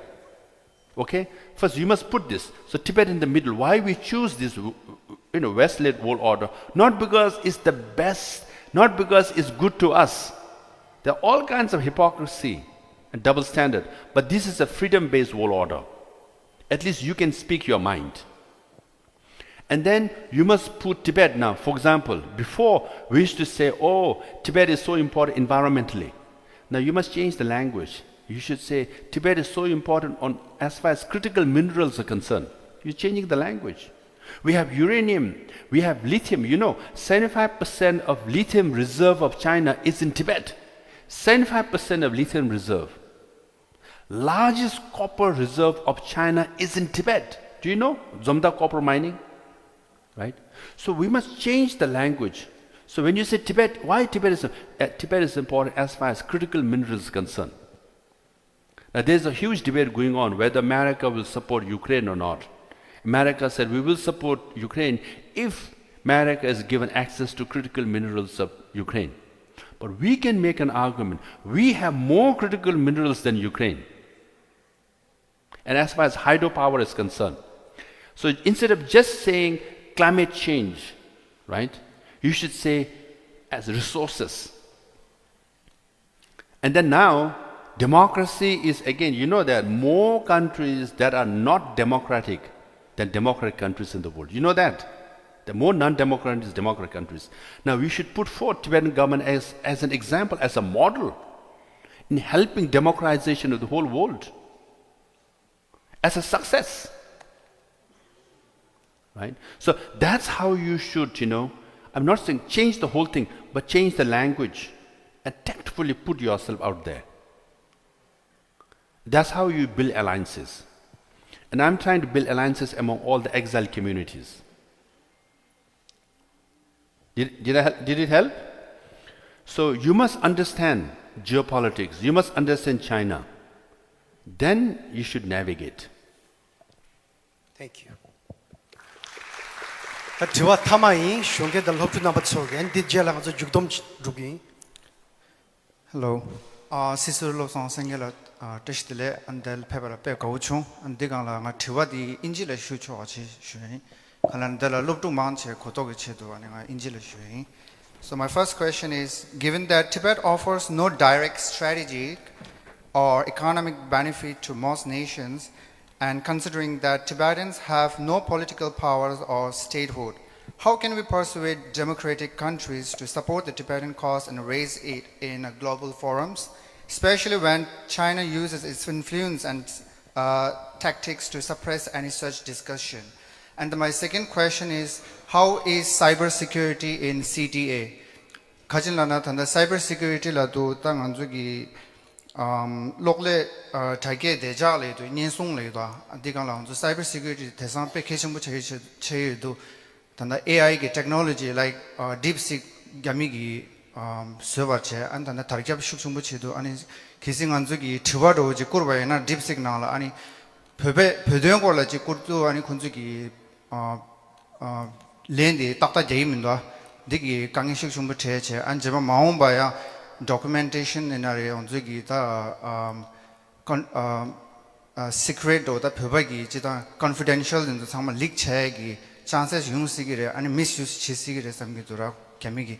So ani tanda CTA khona nala ani pebagi cyber security nala ani shuk gyawena yabudu shuei and di khande na na tewakurni chungsu tujina. And it humble cyber security in the law. So I just got elected, right? And then I took over in August 2011. In November of 2011, I was scheduled to visit Washington, D.C. And I received an email from a journalist of Time magazine, Hannah Beach. She said, "Hey, Lobsang, we have interviews scheduled, and these are the questions I want to ask. And I have sent all the questions in an attachment." And I thought, wow, Time magazine journalist wanting to interview me, you know. And she's sending me all the questions ahead of time. But then I thought, oh, it can't be that easy. And I wrote to her saying, "Hey, Hannah, did you send this email? Did you send all the questions?" She said, "No, I didn't send it." And clearly it was sent by Chinese to hack my computer. And number two, we sent a confidential memo to the Office of Tibet in Washington, D.C., saying, "Ani, when I come to D.C., I want to do these things. Okay, I want to meet the senators, congressmen, if possible, Hillary Clinton, Secretary of State." They did one email. And I was attending the parliament session. When I came back, the email was put in public domain. Our email, can you imagine, it was sent from my office, Kasha, Sikyong office to Office of Tibet, no attachment, nothing. I wouldn't send it to anybody. That email hacked. Then we start opening, checking our computers. It was clearly they had already put mole or Trojan in during this Trojan Rava. Everything that we were sending from our office was hacked.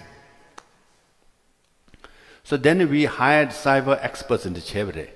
Then we put TCRC level, computer center here, we made a major improvement.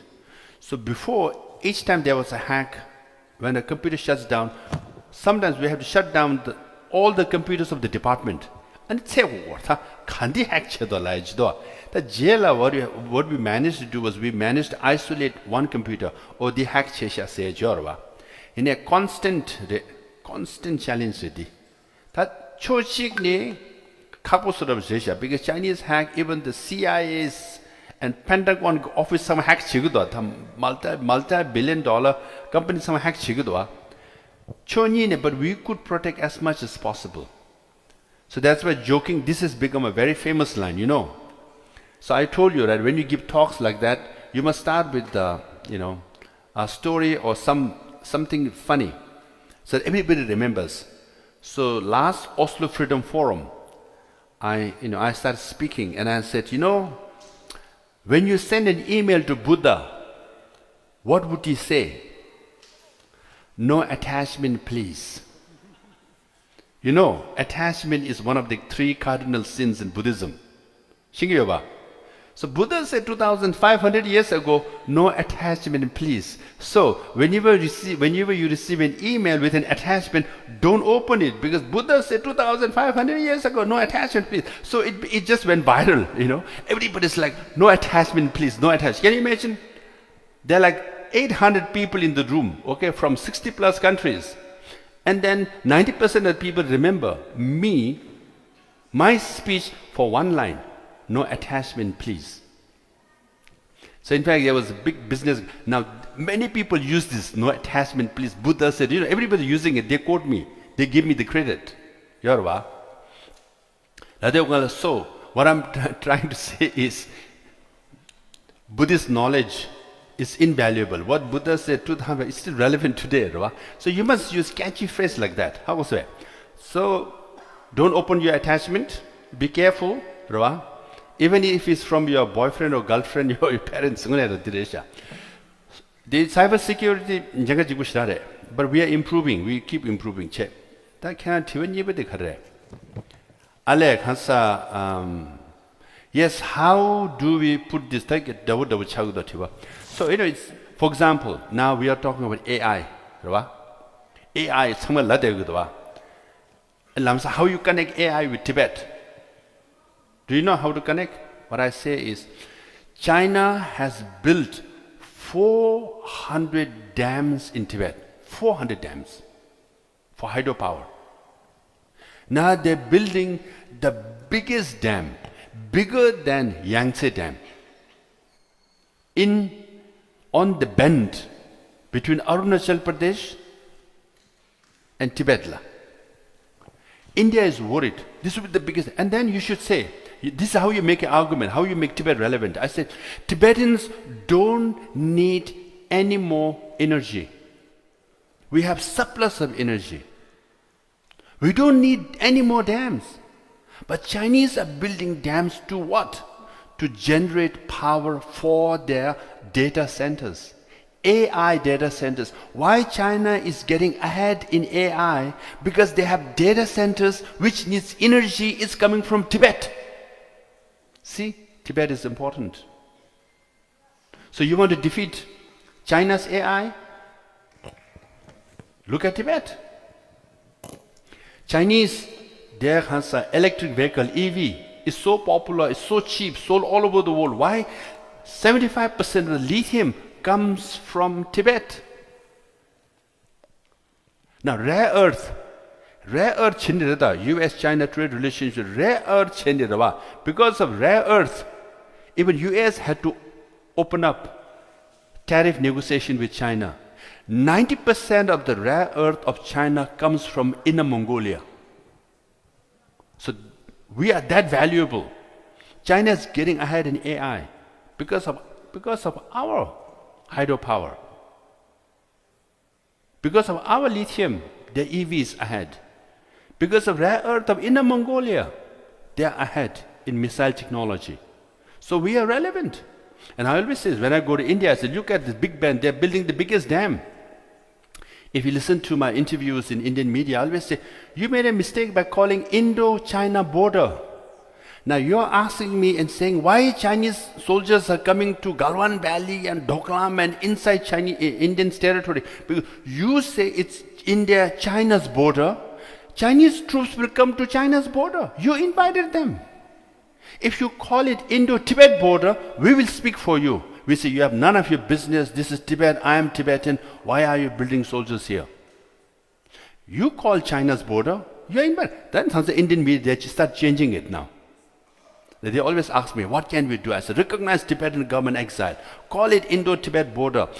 Don't say Tibet is part of autonomous region of China. Say Tibet was independent. So this discourse has to happen. You have to change the narrative. You must put Tibet in the context of India's benefit, South Asian benefit, global benefit. That's how you build narrative.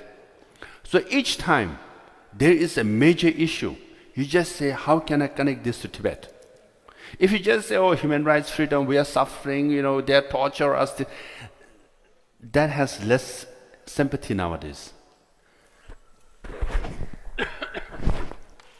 So constantly, that's why I say, always study, and plan more. And then, Tangsong Yidichere.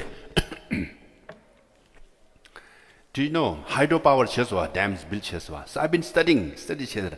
Now, there's a direct correlation between building dams and earthquakes. Why there was earthquake in Tingri?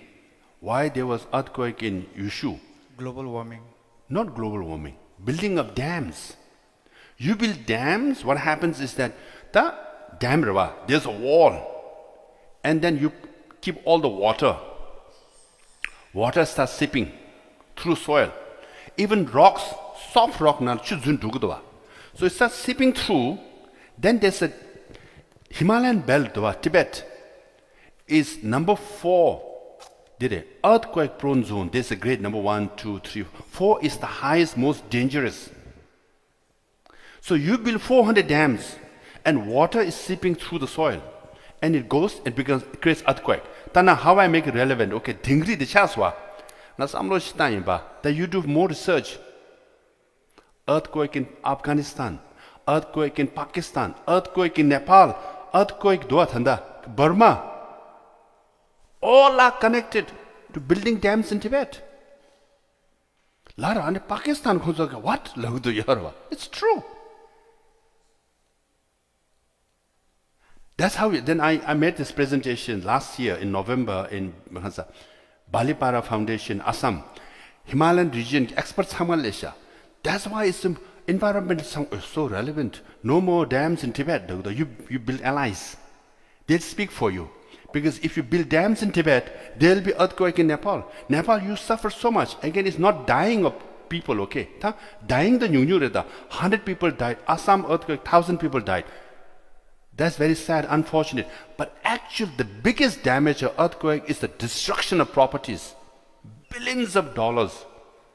You build house, once that's demolished, life-saving sasarwa. So that's why Tibet is important. Himalaya, Afghanistan, the Pakistan, so this is how you build your narrative, make yourself relevant. So constantly, that's how you think. And then you should know, we should read our own history. How many of you have read the political history of Tibet, book by Shagapa? So not many know. Now Shagapa wrote a letter to Prime Minister of India, Nehru, those days, and in which he said, today, between India and Tibet's border, there are only 80 soldiers from Tibetan side guarding the border of Tibet. Can you imagine?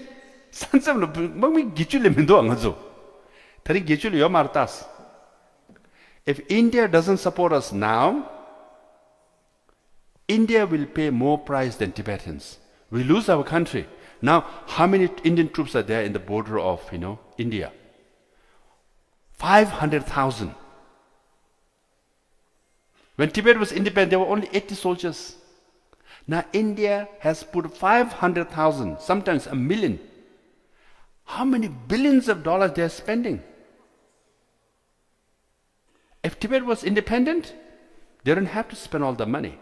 So this is how then India said, oh my goodness, this is a mistake. So in the latest India Today global interview, journalists asked me point blank, so did India make a mistake by recognizing Tibet as autonomous region of China? Now this Indian journalists asking this question because you've been building this narrative. And I said, absolutely. So this is how you change it. And then one example, so Doklam happened 2017, Galwan happened 2020 May. Galwan how? So the Indian Chinese troops came into and beat up Indian troops and injured 100 plus and killed 13 or so. When they asked me this question, I said, why is Chinese doing this? The Chinese China, they're bad, they're killing. No, I said no. Mao Zedong and Chinese leaders said in 1950s, We must occupy Tibet, and Tibet is the palm. Then we go up to 5 fingers, Yarwa, Ladakh and Nepal, Bhutan, Sikkim and Arunachal. Now they are coming after 5 fingers. They've been saying for 60 years. We've been saying for 60 years. You never listen to us. Now look at Galwan is in Ladakh, Doklam is in Sikkim and Arunachal. They're coming. We told you 60 years ago. Now you read, you Google China's Yarwa 5-finger strategy. Quote unquote Lobsang Singit Hungre.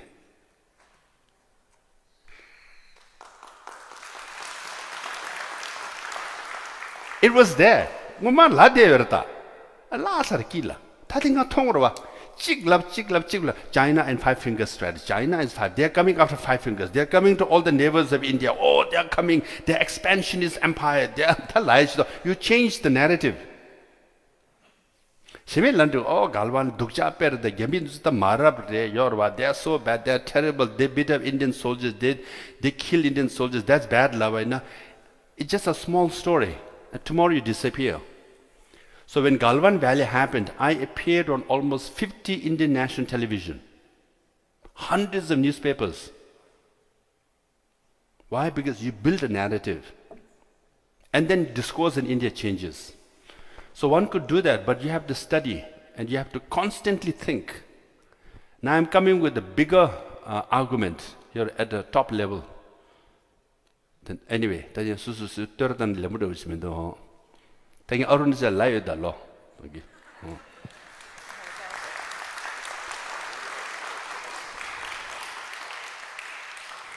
final question. Okay. And I'm also like typical Peva. Slowly I warm up, Then last hour just put the last 1 hour clip, okay? At this not this so sing the man to you with the Shime Tango Losa, Lo Sangbo to Yorba, Sangbo the Che. Yep. Good afternoon, everyone. My name is Tenzi Ishii. And my name is Setan Makmasai. And we are 2 of the 9 interns at TCCC this summer. On behalf of everyone here, it is an immense honor to extend our heartfelt gratitude to former Sikyong Dr. Lobsang Sangye for joining us today. Your presence means so much to our community and especially to our youth. Your unwavering dedication to the Tibetan cause and your inspiring leadership continue to motivate the next generation to remain rooted in their identity while striving for excellence and justice in all that they do. Thank you for taking your time today to be with us and for sharing your insight and wisdom. I would also like to express our deep appreciation for the Parents Association of TCCC. Your support, care, and commitment to our youth and community does not go unnoticed. You have been instrumental in making today's event possible, and we are truly grateful for everything that you do behind the scenes.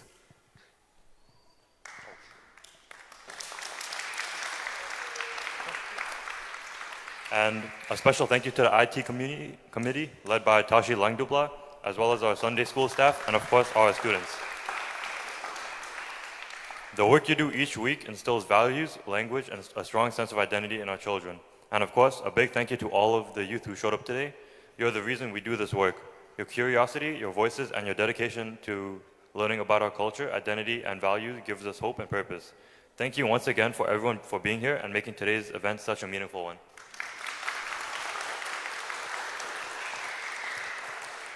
We would now like to have a photo session, so we invite all the youth to come just up to the front. Come on.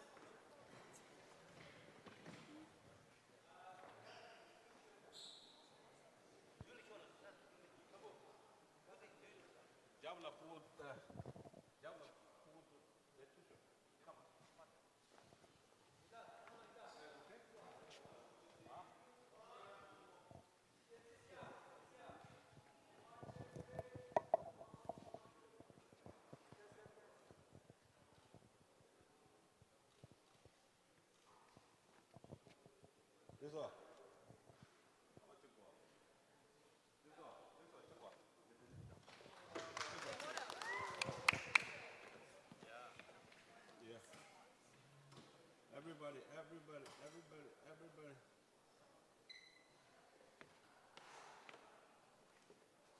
Okay, thank you.